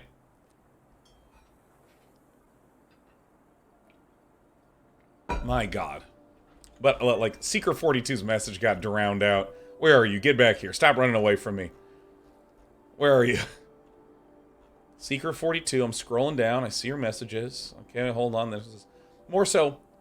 Yeah, the specific Korean word that they use for the verb like doesn't exist in English. I see. The tonal context. Oh, I see. So it's like, hey, I'm wondering if you want to, go out to dinner because I like you. Oh, let's go. I like you. That's how I'm going to interpret it now. Is where you like, where it crests. Oh, yeah. Lethal Logicality says infatuated may come close in English. Well, yeah, no, because infatuated also implies a fleeting, a sort of temporarity to it. But, like... Is it like I'm horny? Like I horny you? Which I think is something we should say. Definitely less weird than saying I fancy you in America. To all you Brits. My God. I have stage 1 arousal. At you. Not with you. Because we're not together. It's one-sided. That's what I think people should start saying. I think if there's one thing that I've learned from browsing the internet, it's that why be subtle when you can be a fucking lunatic and get more likes. Alright, but that's the problem, is that I don't want likes. I want whatever the fuck the Korean word is that I don't understand how to convey in English. I want those things. I want likes. Do you get it? Alright, it doesn't matter. What do I need to do next? The next step is increasing biodiversity. Restore beaches, mangroves, which is where I live. Tropical rainforests. You also need to use the monorail network to transport coral polyps to sea. I'm sorry, fucking what? What's the first thing you think of when you think coral polyps? Monorails! Alright, Elon Musk, why don't you go back to burning your social media company to the ground? Alright, let's figure out what this game wants us to do. Alright, polyp transportation. Construct 3 combustors. What's a combustor? Oh, shit. I'm so scared to build one of these. I'm fucking terrified to build one of these things, dude.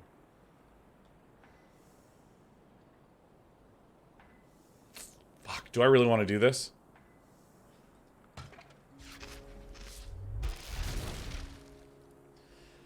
Oh, fuck. Now that's a controlled burn right there. Gold is a great combustor. Alright, I'm gonna build one of these turkeys.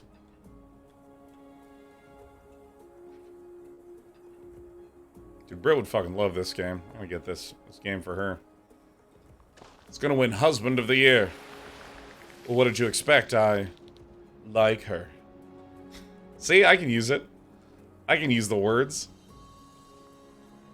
You know that I know how to use the words. Mineralize. What the fuck? Oh wait, I'm space cadetting. Okay. Alright, let's get one of these.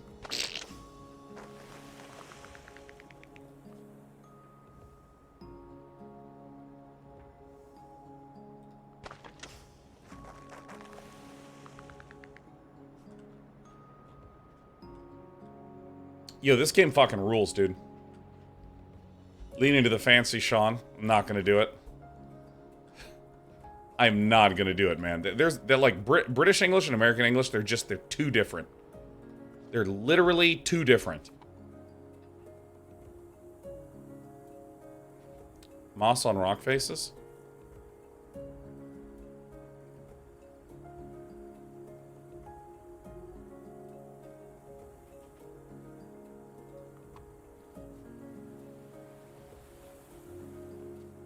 So wait.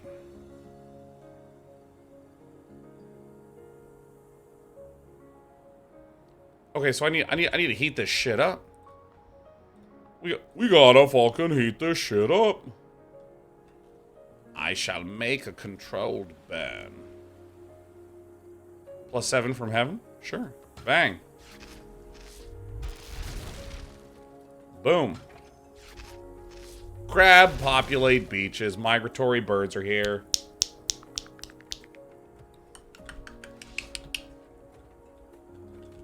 What? Dan's Gaming is rating us with so many people. Oh my god. Now, what you might not know about Dan's Gaming is that 100% of people that watch Dan's Gaming are named Dan. That's why they all congregate to Dan's channel. It's Dan's supporting other Dans. Dan's standing Dans. They like him. If you don't know what I mean by that, you're going to have to watch a lot of Korean drama, develop the same questions that I have, then rewatch the segment from 20 minutes ago. Dan's all the way down. Alright. Well, welcome everyone. I'm Sean. I'm playing Terra Nil today. I'm streaming for another hour. A Litarium captures sand-formed beaches and dunes must be built on a toxin scrubber? Shit. Alright, so this... Oh, okay. Dude, Dan, how have you been? How have you been? How was your stream? I'm absolutely crushing at environmentalism. I'm gonna build this one in a slightly weird spot, like over there, because I don't want to build the other one, like, right here. Top of my Sandonium. Sean is called Dan9 now. It's true. Well, I don't know if it is in range.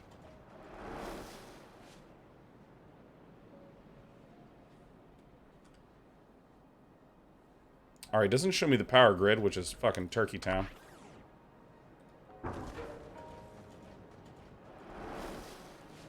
And if I do one more...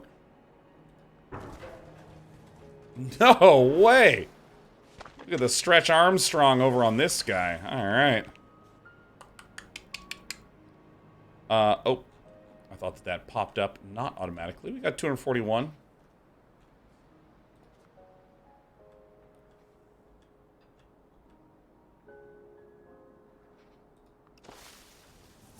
Alright.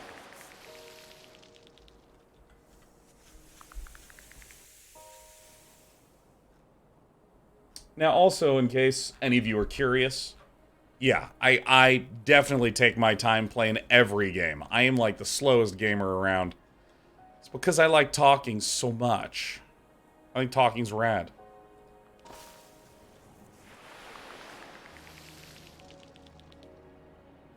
Oh.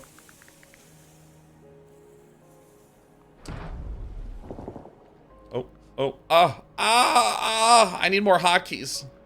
Oh god, I can't. Oh fuck, I can't build anything out there? Alright, well I guess I'll build here. And I suppose it seems fine. So can I also build one of these? My god, yes, perfect. Dude, it feels so good to fill all these little holes in. Oh, yeah. I am nearly broke. I'm fucking up, man. I gotta pay attention, man. What if I lose in front of all these new people? They'll never tune in again. I watched Day 9 TV when Dan's Gaming rated him. And I thought, this guy fucking sucks. I'm like, no, I normally don't suck. I used to be a pro gamer, and I am not washed up at all. Oh God. All right, I have just been making shit green. What does the game need me to do? Make beaches, make coral reefs? Yeah, and coral reefs were like, congratulations. Why don't you create monorails? And I was like, fucking what?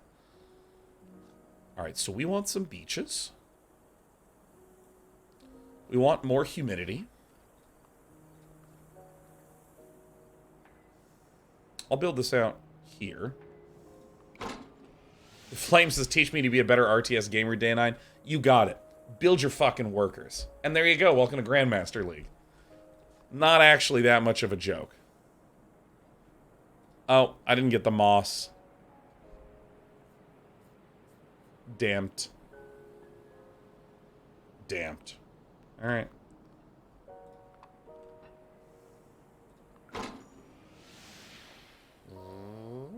Yeah, someone did a research where they did an analysis of a bunch of replays of all the various leagues. Where did my little gray cat go? Is my little gray cat hiding?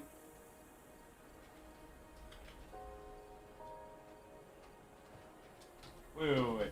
Okay, so for any of you that don't know, my little gray cat has liver disease, so we have to make sure that she's doing well at all times. So let's just make sure. Yo, Despers. Desperito. You're in the box. Alright. Dude, we have so many cat castles. We have a cat castle here. We have a huge cat castle here. We have like this stacked series of portholes. There's some boxes that have been set up as a sort of, I'm not going to unpack for the next 6 months, so let's make a cat castle out of them kind of setup over there. And Sheriff's on that right now. And there's one box that I was furiously trying to find something that I ripped open, found it, left it there. Despy has climbed into that shitty box, and she's just in there. It's like a bunch of pictures and like keycaps and cords, and she's just like really happy in there. It's great. All right. It's really good.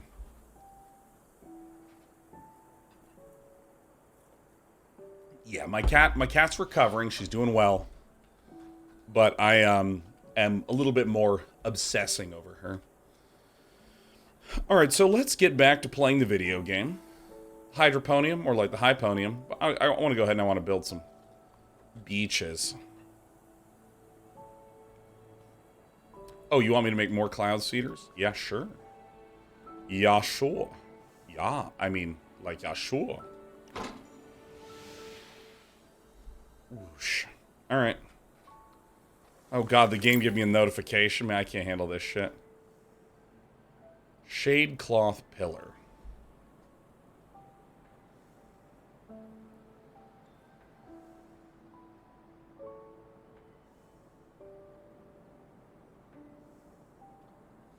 What? What were you saying about the RTS thing? Thank you, it's just easy. So someone did a little research bit where they said, okay, let us look at, tens of thousands of replays, and the order of ranks in StarCraft is bronze, silver, gold, platinum, diamond, master, grandmaster. So let's just look at those bottom 5. Nah, fuck it, let's do all 7. I'm impulsive. So in this analysis, they said on average, how many workers do you build in each of these tranches? And it was like absolutely partitioned. In other words, if you didn't build a lot of workers, you were in a lower league. If you did build a lot of workers, you were in a higher league. And there were essentially no outliers of this. In other words, there were no bronze leaguers that had built a bunch of workers but were still stuck in bronze. And there were no grandmasters that were really light on their worker count. I mean, it just was not, it was like the more workers you build, you just monotonically increase in rank. And I feel like it's a really interesting examination of, yeah, I think I'm gonna make my wetlands here. I'm gonna make my beaches down here.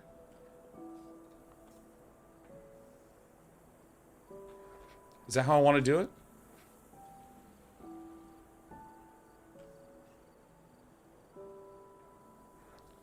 Guess I should do the wetlands first.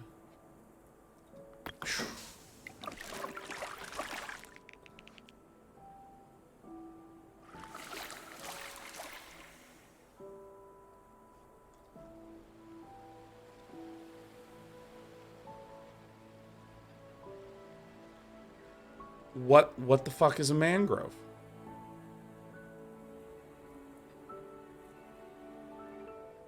So I'm going to build this here, because I think it's going to tell me something about mangroves.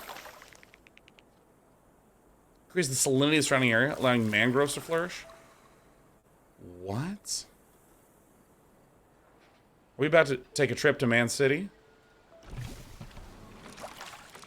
Oh, shit. Look at my mans. Look at my mans.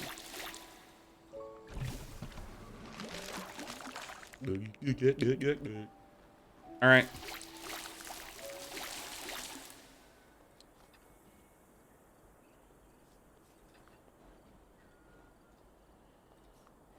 Why is it not letting me build on that?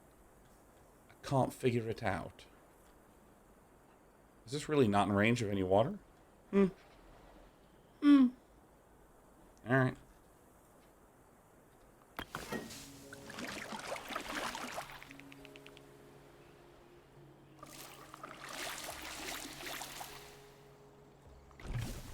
I mean, this is so good. Alright, we did that shit. Let's get my bitches going.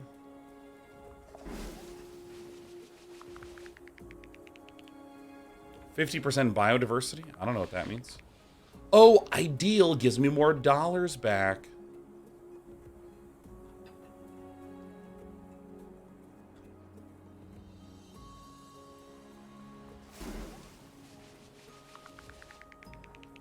Yo, this is like so satisfying. I mean, just these little touches where there's like a tiny little ridge. Oh. Get your what going now? I don't even remember what I said.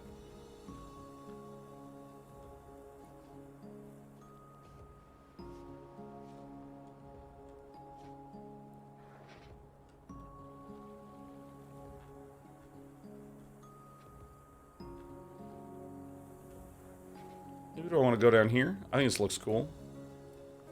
Like, I care a lot about whether it just looks cool. That's why I look cool. Monorail node. What? Allow the movement of buildings along the monorail network? Like, what in the complete fuck are we talking about here?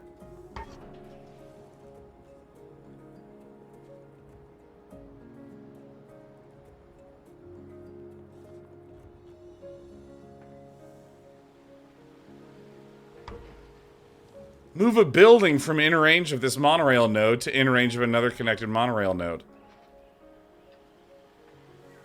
Activate an ability?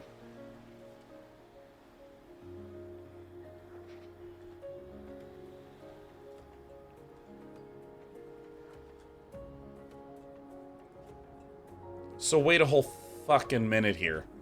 So if for some reason I make a mineralizer, and I make one of these, and then I want to place this here. I could do that, or I could build a monorail network thing here.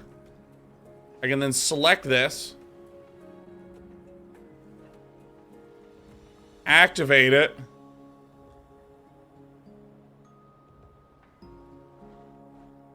and then nothing would happen. What the fuck is this game asking me to do? The monorail is for coral polyps, but in particular, buildings ride the monorail. What? It needs power? Dude, there's the power right fucking there. Get out. They're not connected. What do you mean they're not? Like, at any point did this game tell me how to connect these fucking things? Right here. It says it right here. God, I can't stand you people. Alright, so these are connected. Alright, I get it. What's the range on these?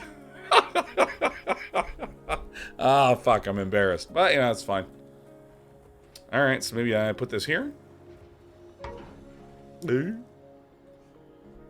Alright, can I make another little... Nope, can't do that shit here. It's time to waste a lot of money. Time to waste a lot of money. Alright. Bonk. Needs power, day 9. It doesn't need fucking power at all. Alright, we've got a monorail. Good news. Hey, Hydrocell, thanks for the 5 gifted subs. Day 9 made himself look stupid. Take that money. And I'm like, yeah.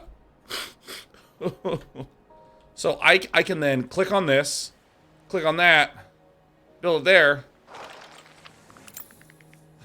Wow, that doesn't make any sense at all. What animation did I just fucking witness? What was that? A coral lab grows coral from polyps, which can be moved with a monorail into clean ocean. Everything in this game was delightful, but this, I am literally not going to let this slide at all. Like, alright. Must be built on an irrigator. What's an irrigator, huh? What do you think it is? Turbine, toxin scrubber, irrigator. Don't hate, irrigate.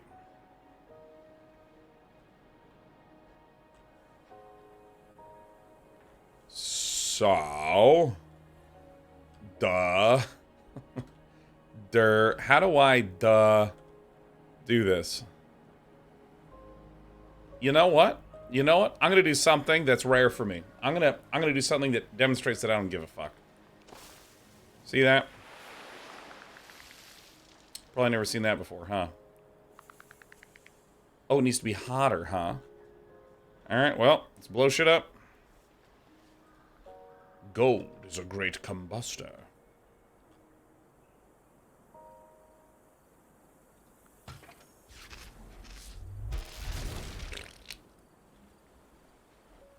Alright, I'm helping. If anyone asks, I'm helping the environment. So I can, like...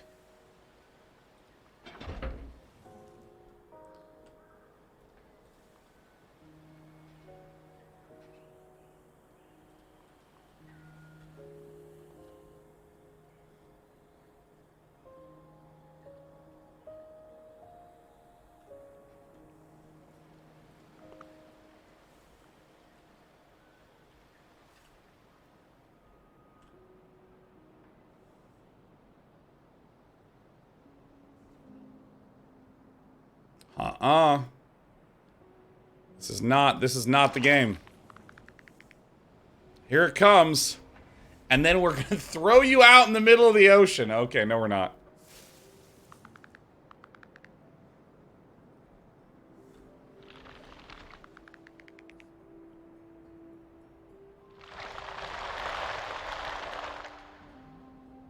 This is not how this works.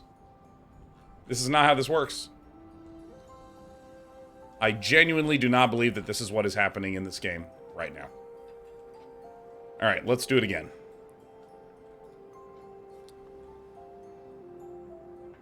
Don't mind me, I'm just making fucking monorail nodes for my coral reefs. Yes. That's right. Okay.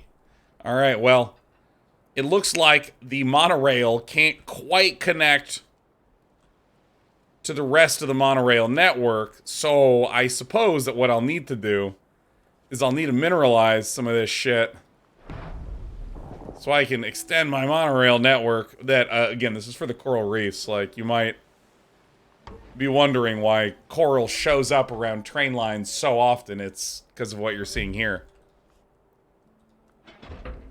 I activate this.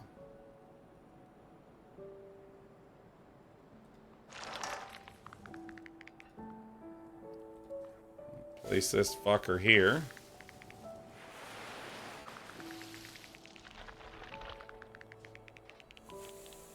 Alright, let's go ahead and... Alright, hold on, let me activate my monorail to help the coral reefs grow in power and size. You know what? Why not?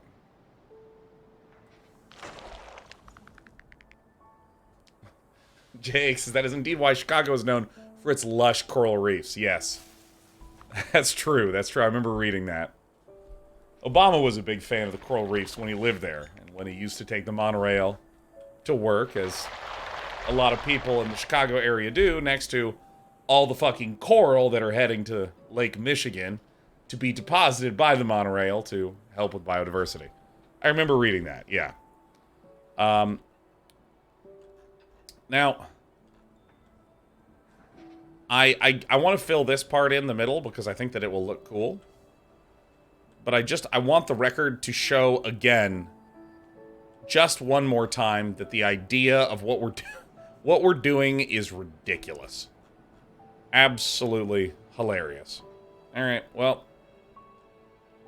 I think I know what I'm going to need to do here. I don't think I have quite enough room to get all the stuff that I need. We still need some more stuff. Put some coral on the mangrove. No, the mangroves, I think we figured out what to do with the mangroves.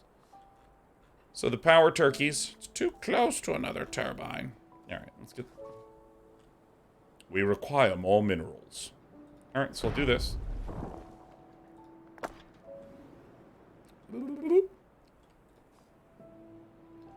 Unfucking forgivable.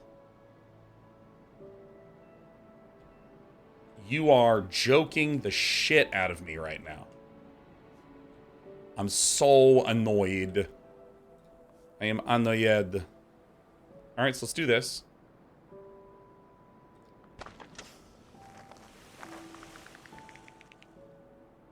Alright. You might be like, Sean, that's inefficient. And this is my mangrove. You back off. So, here, watch this. This is, if you want to see efficiency, like some of you might not know this, but I'm like a professional gamer. Like I used to play pro. StarCraft 1. Back when my salary was like $30 a month. It's pretty impressive. But let me show you how to min-max. This is going to be something that hopefully all of you can take as a useful lesson. So what I'm going to do is I'm going to... I'm going to try really hard not to laugh. I'm going to mineralize here. Yeah. What I'm also going to do is next to that, I'm going to build a monorail line. Like this. Pretty cool, huh? Now, you might think I'm going to irrigate this. Not gonna happen. What's actually gonna happen is I'm gonna absolutely lushify this. And then I'm gonna turn this into... I'm gonna spend money on this. This is gonna sound crazy, but I'm gonna spend money on this thing that I'm then going to dump into the fucking ocean, okay? Do you understand how sophisticated this is?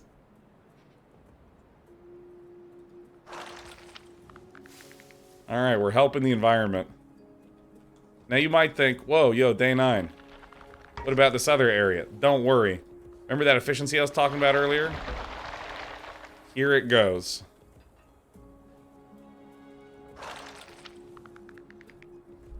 What?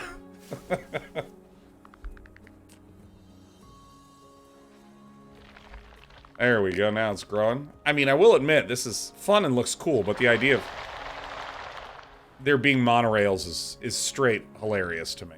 Tropical forest, what do you do? I need to build nets. Must be built on the side of a cliff.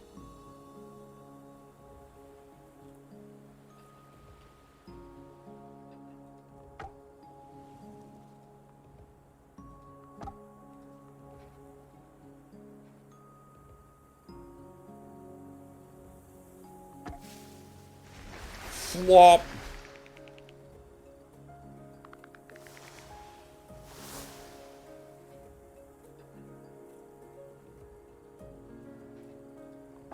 The range has been maximized.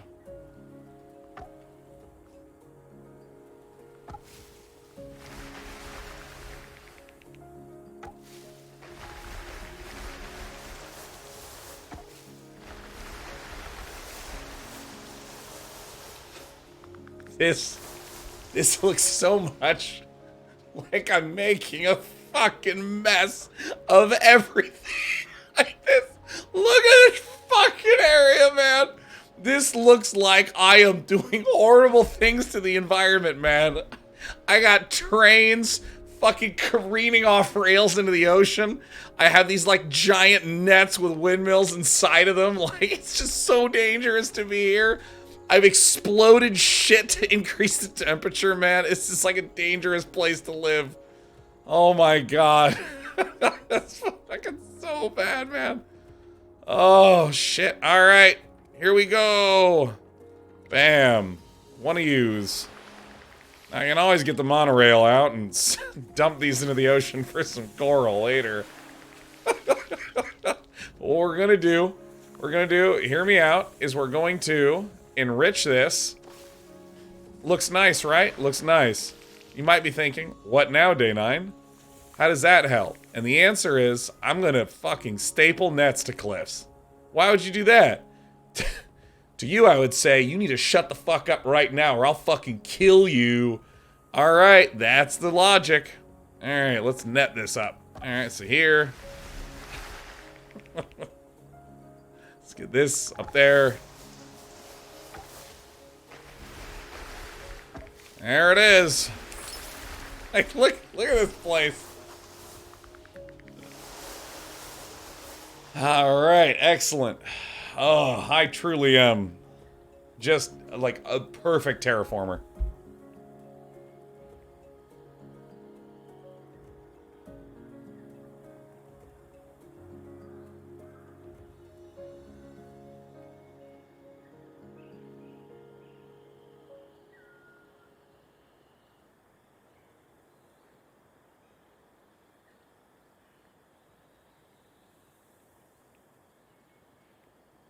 This game really is very lovely and very well done, but I mean, I just cannot get over that shit. I mean, that is so funny.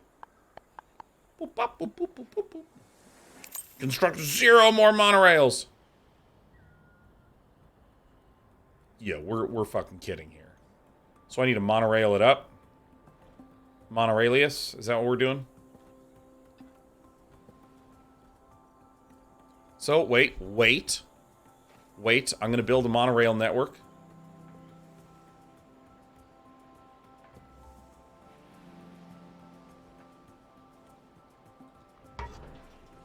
Okay, and then I'm gonna Just wait. Mineralize. Here. Monorail. Bam.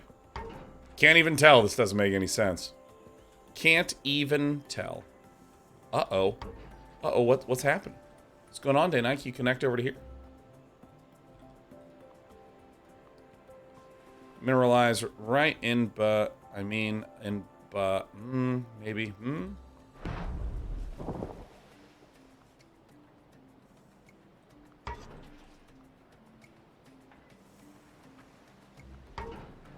Fuck. Shit. Alright, let's get another mineralizer in there. Build some more monorail nodes. Good. Wow, this really looks like successful terraforming, if you ask me.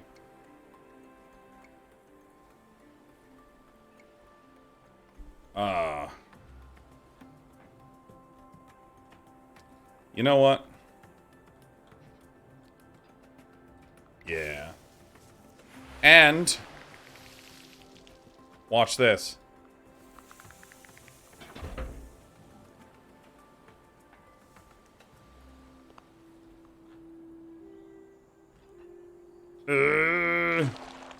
Here it goes. Uh-oh. I mean, this is pretty satisfying, I'm not gonna lie, but still, this is hilarious. Get there. Go, go, go. All right. Woohoo! I mean, all right. Let's find out what happens next.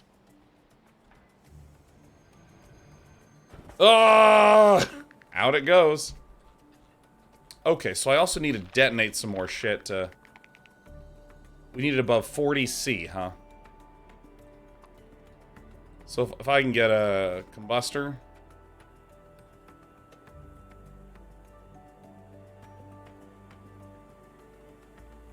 Sure. Alright, achievements unlocked. Thunderstorms begin. We need even more cloudification.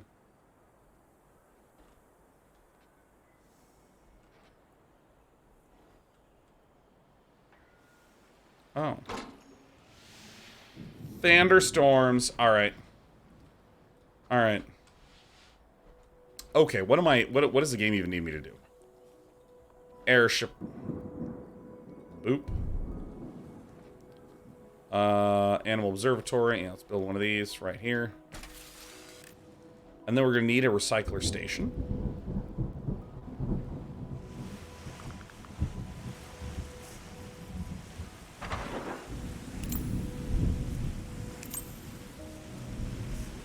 Placed on a monorail node.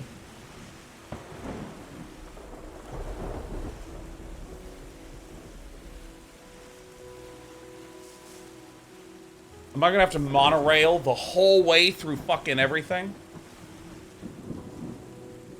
Oh my god.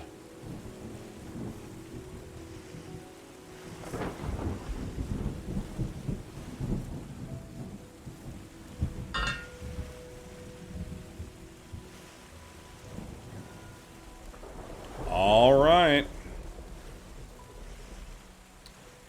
All right. This is the game.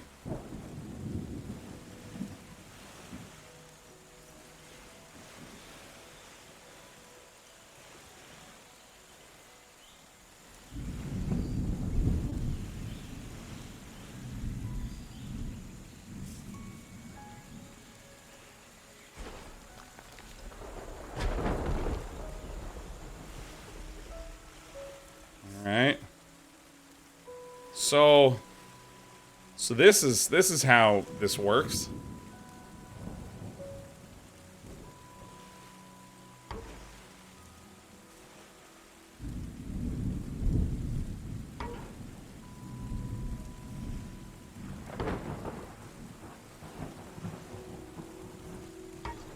All right, so if I want to get deeper, I need to send the rock hopper this way.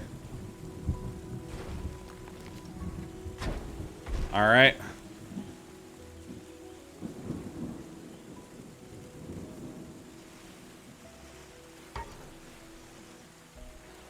Alright, so I'm going to just...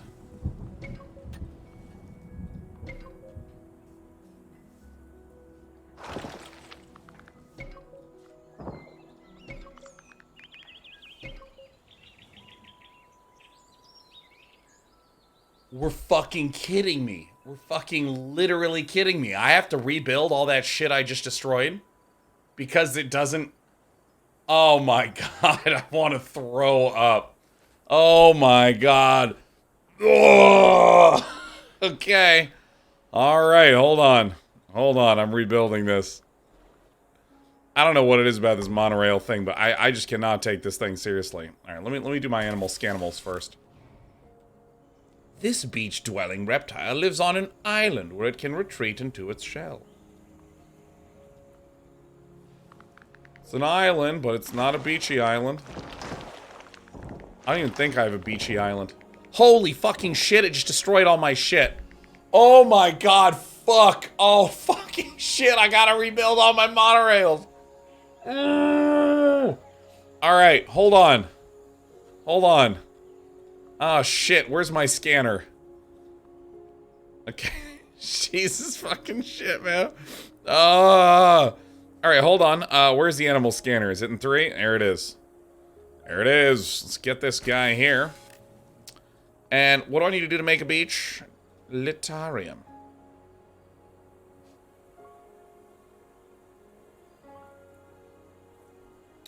Oh, and so I need one of these. It doesn't have power, so I need one of these.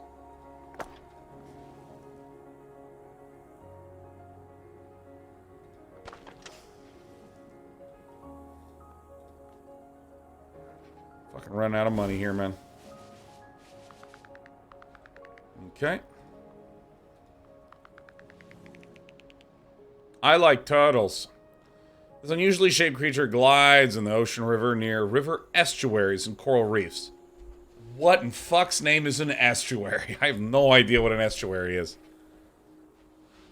Near river estuaries and coral reefs?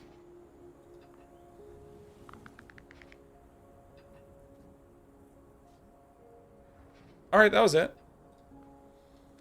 Where a river enters a body of water? Yeah, I don't see a single estuary there, man. Colorful birdwings home in lush forest canopies beneath clear skies.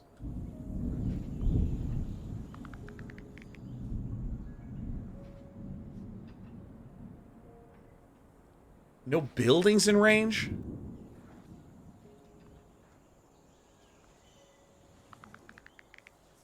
What does this mean? Is it because I made a thunderstorm? This waiter comes from among the sand beaches and the mud of wetlands.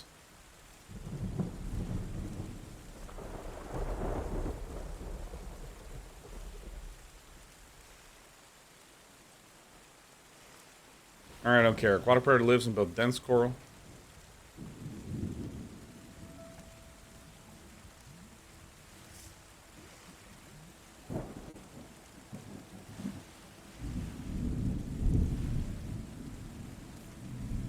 I need mangroves and coral next to each other? Fuck, dude, I'm not doing that. Large pelagic mammal swims in the deep waters of the ocean far from land. Yeah. Alright, done. Don't even care. Whale, undiscovered. Alright, let's clean this trash town up. Okay. You have to take down the tarps first? No, but like, I scanned in a tarpless area.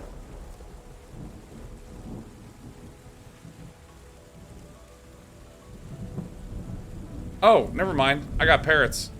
Thank you. Thank you, by the way. I really appreciate that. Bastard. Among the sand beaches and the mud of wetlands. Do I have any... Oh, shit, right here. Look at this. Oh, that's not a beach. Here it is. No, it isn't. Here it is. Uh-uh. Oh, you know what? I don't give a shit.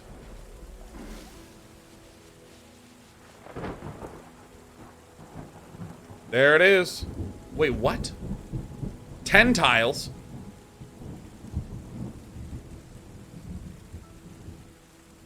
What?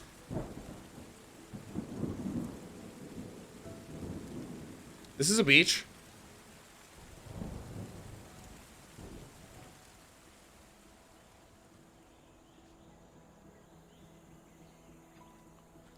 Fuck, do I need to slice this shit perfectly, dude?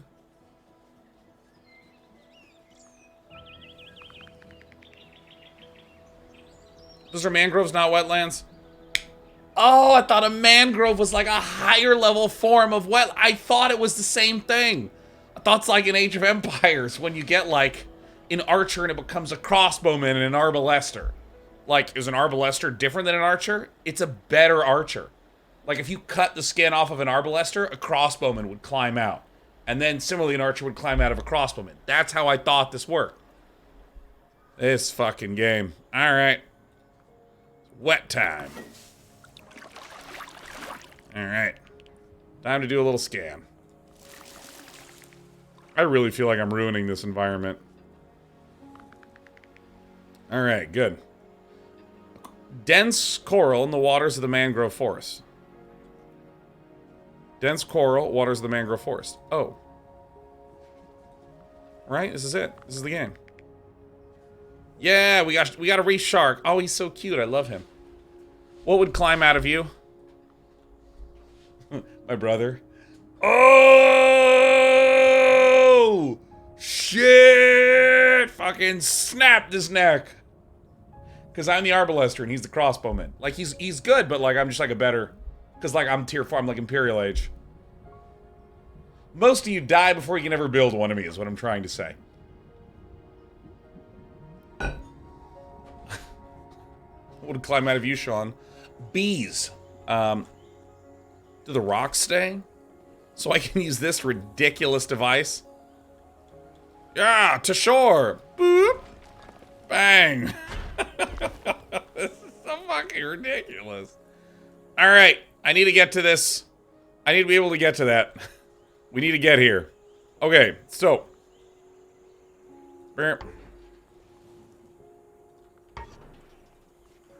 Great job cleaning up the environment. But, have you properly deconstructed your monorail? Alright.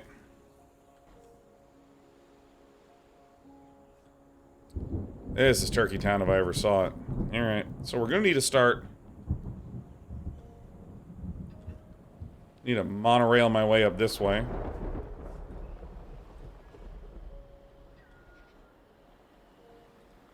Alright. So we're gonna need to calcify some stuff. Bang. Nice. Alright. Now, I'm a little worried. The range on some of this. So it looks like we're gonna need to make a rock blaster over here. There we go. I mean, it's kind of fun, but it's just literally so... Like, my suspension of disbelief is gone. It's like, I don't have that anymore. Alright, this is fine. This is a fine thing to remove.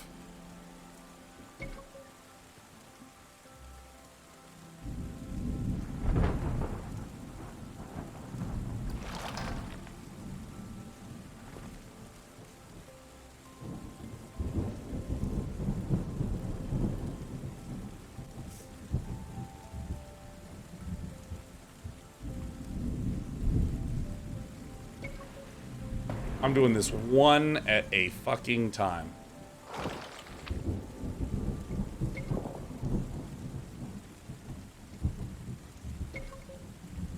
So if I mark it like this, does it go to the closest one?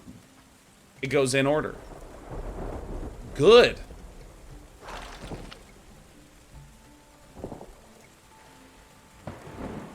So we want to try to eliminate cycles, because then that will...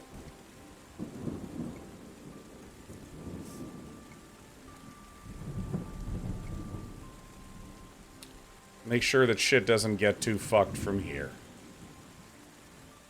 So if I remove this one, and then this one,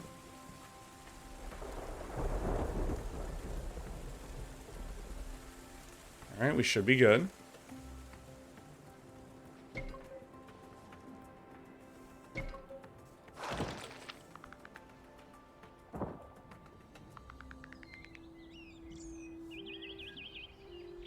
Get me out of here.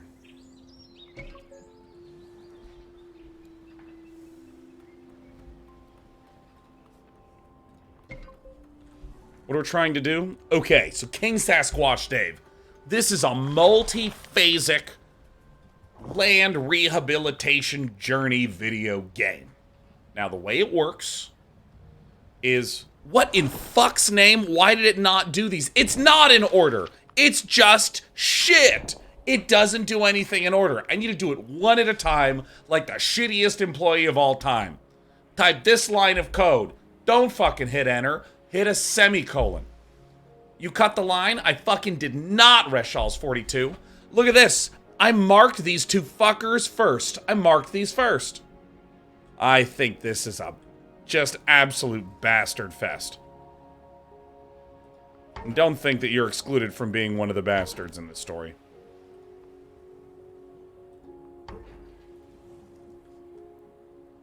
Alright. So we're gonna wait.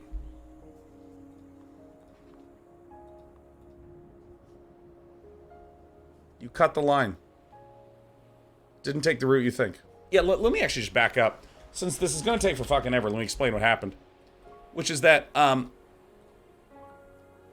there were a series of nodes like this. And I believed that it removed these in the order that I clicked them. So I thought that if I went 1, 2, 3... Actually, let me just use it with numbers. I thought that if it went 1, 2, 3, it would, like, go in this order.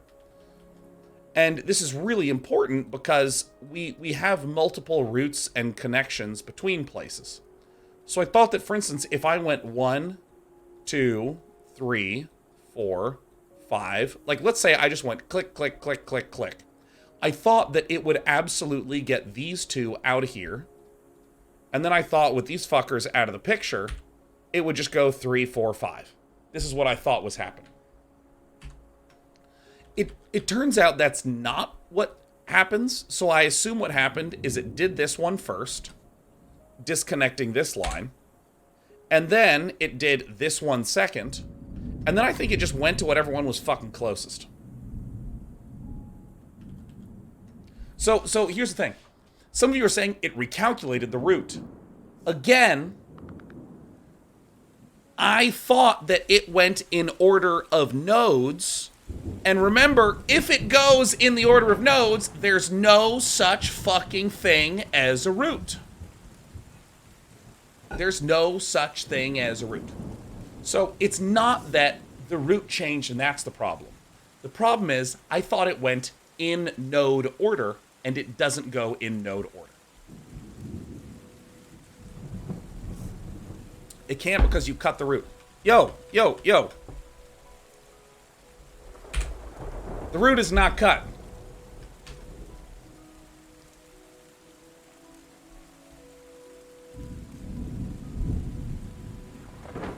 So, please get a slow replay. Yeah, if, for instance, if I went cut this one and then cut this one, I would have snipped the route to this so it would not be able to get there.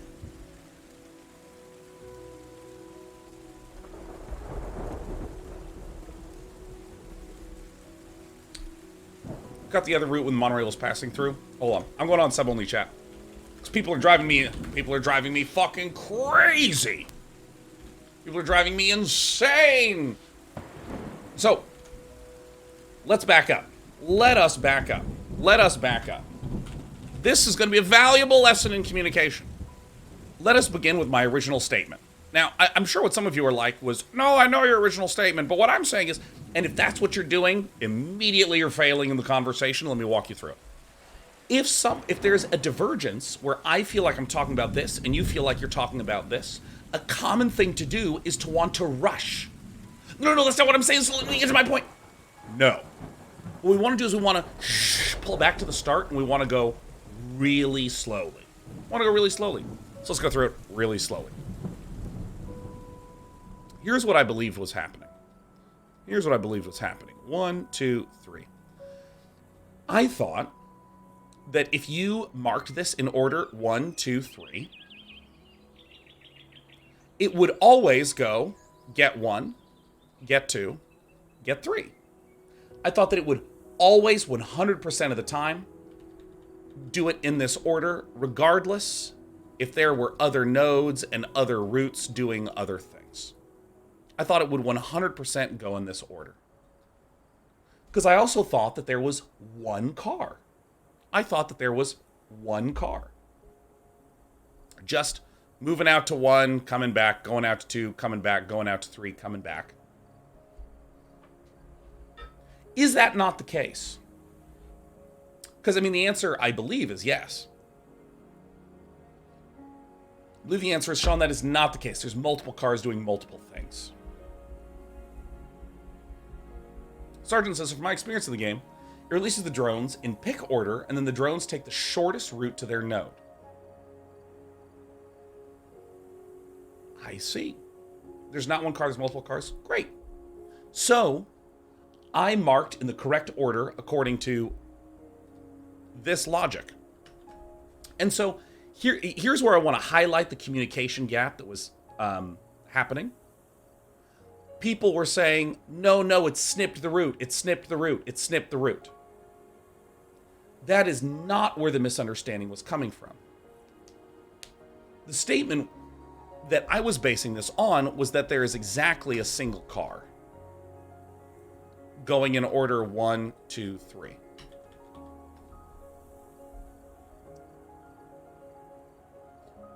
Because Swashel says the cards it send out do respect the order, but that doesn't mean they get there in that order. And that is the actual misunderstanding that I had. That's the only one. And the reason that I'm harping on this a bit is it's easy to say, my understanding lives over here, so quickly let me beat the shit out of you to get you to my understanding. No, it cut the route, it cut the route, it cut the route. It cut the route doesn't mean anything. You can't cut the route if there's only one car going through these in this order. So that can't be what my misunderstanding was. And that's why I'm a huge believer in like stop, slow down, go back. That's why I turned on sub mode. That's why I cleared the chat. Is because there's this spammy, frenetic energy that's so unhelpful for actually figuring out what's going on. But if we rewind all the way back to the start, and I start slowly stepping through, I thought there was one car that would move out. Then we can find a really valuable statement like what Swashels did. So I'm going to go ahead and turn off sub mode.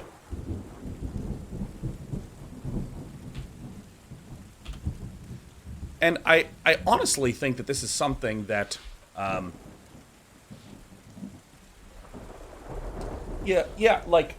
think that this is something that gets kind of beaten into people. And I'm actually going to leave this up for a second because I want to do a quick test. So if I do this, look at that, a second little car goes there. Aha.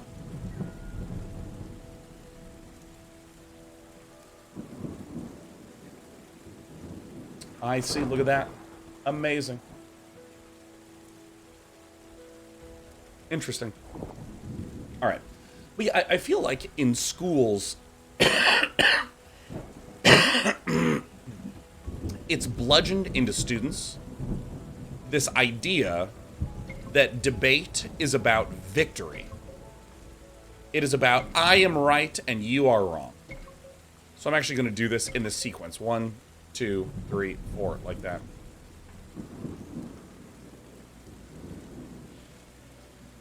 And what I dislike about this, where I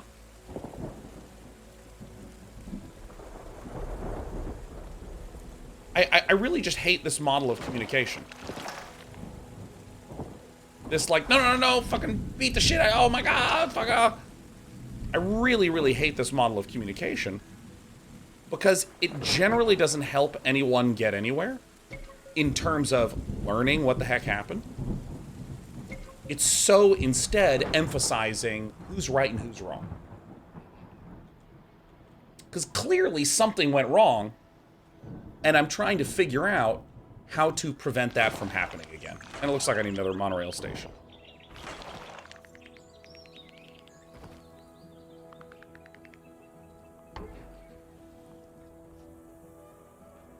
So then we do like this. That. Lady Jesus, very American thing to have evolved in schools, though. I have encountered it with people all over the world. So I don't know, I mean, I can't speak to other education systems in America, but I think one of the most influential things that happened to me was my education at Harvey Mudd doing mathematics, where the teachers actually talked about the style and structure of proof of you want to be able to, as slowly as possible, make one statement at a time. And when you make statement one, if you and I agree with statement one, and then we also agree with statement two, and then we also agree with statement three, and we keep carefully stepping down until we get to a conclusion, then that means that I can get you to conclude the same thing I did. And so it's this idea of a partnership where you're both carefully stepping through a problem together,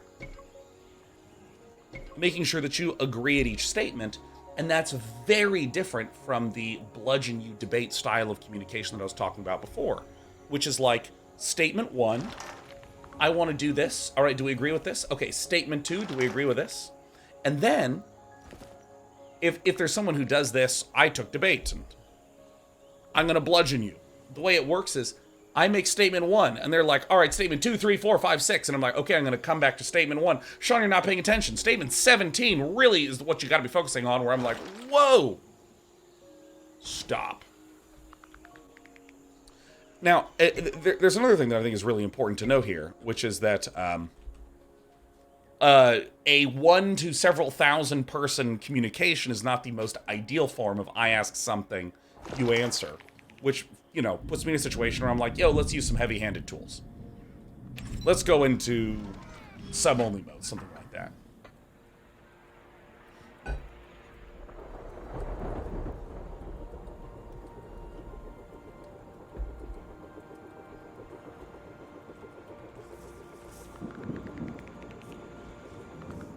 Jay Jarrett says, I only realized you were operating on the assumption that there was a single car once you restated it. After turning sub-mode on, I don't know if you never verbalized it earlier or I missed it. Yeah, I didn't verbalize it. I'm pretty sure I didn't say, I think there's only one car. Oh, this is lovely. I'm pretty sure I didn't say it, because in my eyes, why say it? That's the way it works, right? It would be like me stating that I have a 5-button mouse. Like, I didn't know it was relevant. I just, you know, I'm just using a mouse. You know, that sort of thing. And this is why I want to pull all the way back to like, whoa, let's cancel everything. Here's what I think's happening. So I think a car will do this, and do this, and do this, and do this. And, yeah, and Jay Jader, you point out that, you know, there's clearly multiple that were on screen. Maybe I just didn't notice that. And everyone else noticed that, and everyone else assumed that I had noticed it too. And so this is why I'm a big believer in this comeback. I'm going to make one statement. Let's not move off this statement until we both agree or disagree, because then that's where we can find the friction.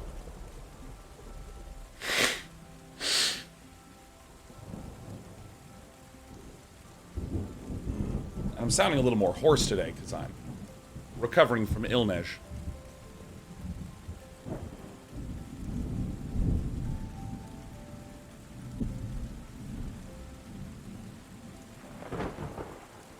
Hell yeah.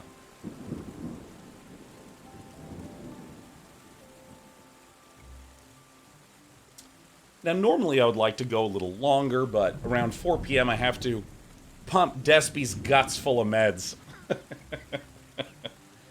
And every time I do it, I think about the I don't remember what the name of it is, but it's the movie inside of the Home Alone movie. I was like, I'm gonna pump your guts full of lead.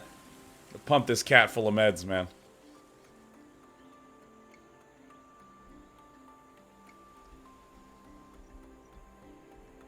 Got a little crab Lars wandering around.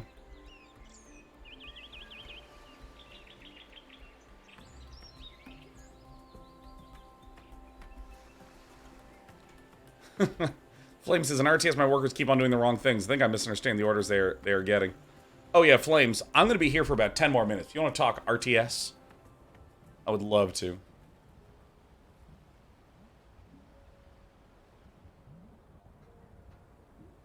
Orga says, because I would have loved to talk you through it and made sure we agree on each step, or have someone else do it. I remember that one from a Factorio video where someone pointed out an error in your build. Oh my fuck. Yeah, in Factorio, there is a train tutorial that has a few subtle bits of information that it doesn't adequately communicate to the player. That if you know the game, it's completely obvious what's happening, but when it's the first time I built trains, I didn't understand it. And there was just this deluge of people going in, and I literally tried to get one person to step by step carefully walk me through, and there was like a statement that they made, and I was like, okay, so that's a statement, so I did this, so that shows that that statement is false. And then we were just stuck, right? It was like statement 1, statement 2. Okay, so what's up with statement 3? Because you made statement 3, and I just demonstrated that's not correct. And I was like, Purified 100 says that was me? Oh yeah, dude, Purified 100 was in a high-stakes situation. I was clearing fucking chat, like trying to get through it. And then someone would be like, I think day 9, which you need to understand. And like fucking time that person out, be like, Purified 100. It was like, it's like that scene in the movie where the mobster is like talking to some guy, and some guy's like, well, excuse me, boss, what I think he means to say, and the fucking mob boss shoots him in the fucking head. Go on. Well, the way I'm solving it, someone else talks, fucking shoot that guy in the head. Oh my god.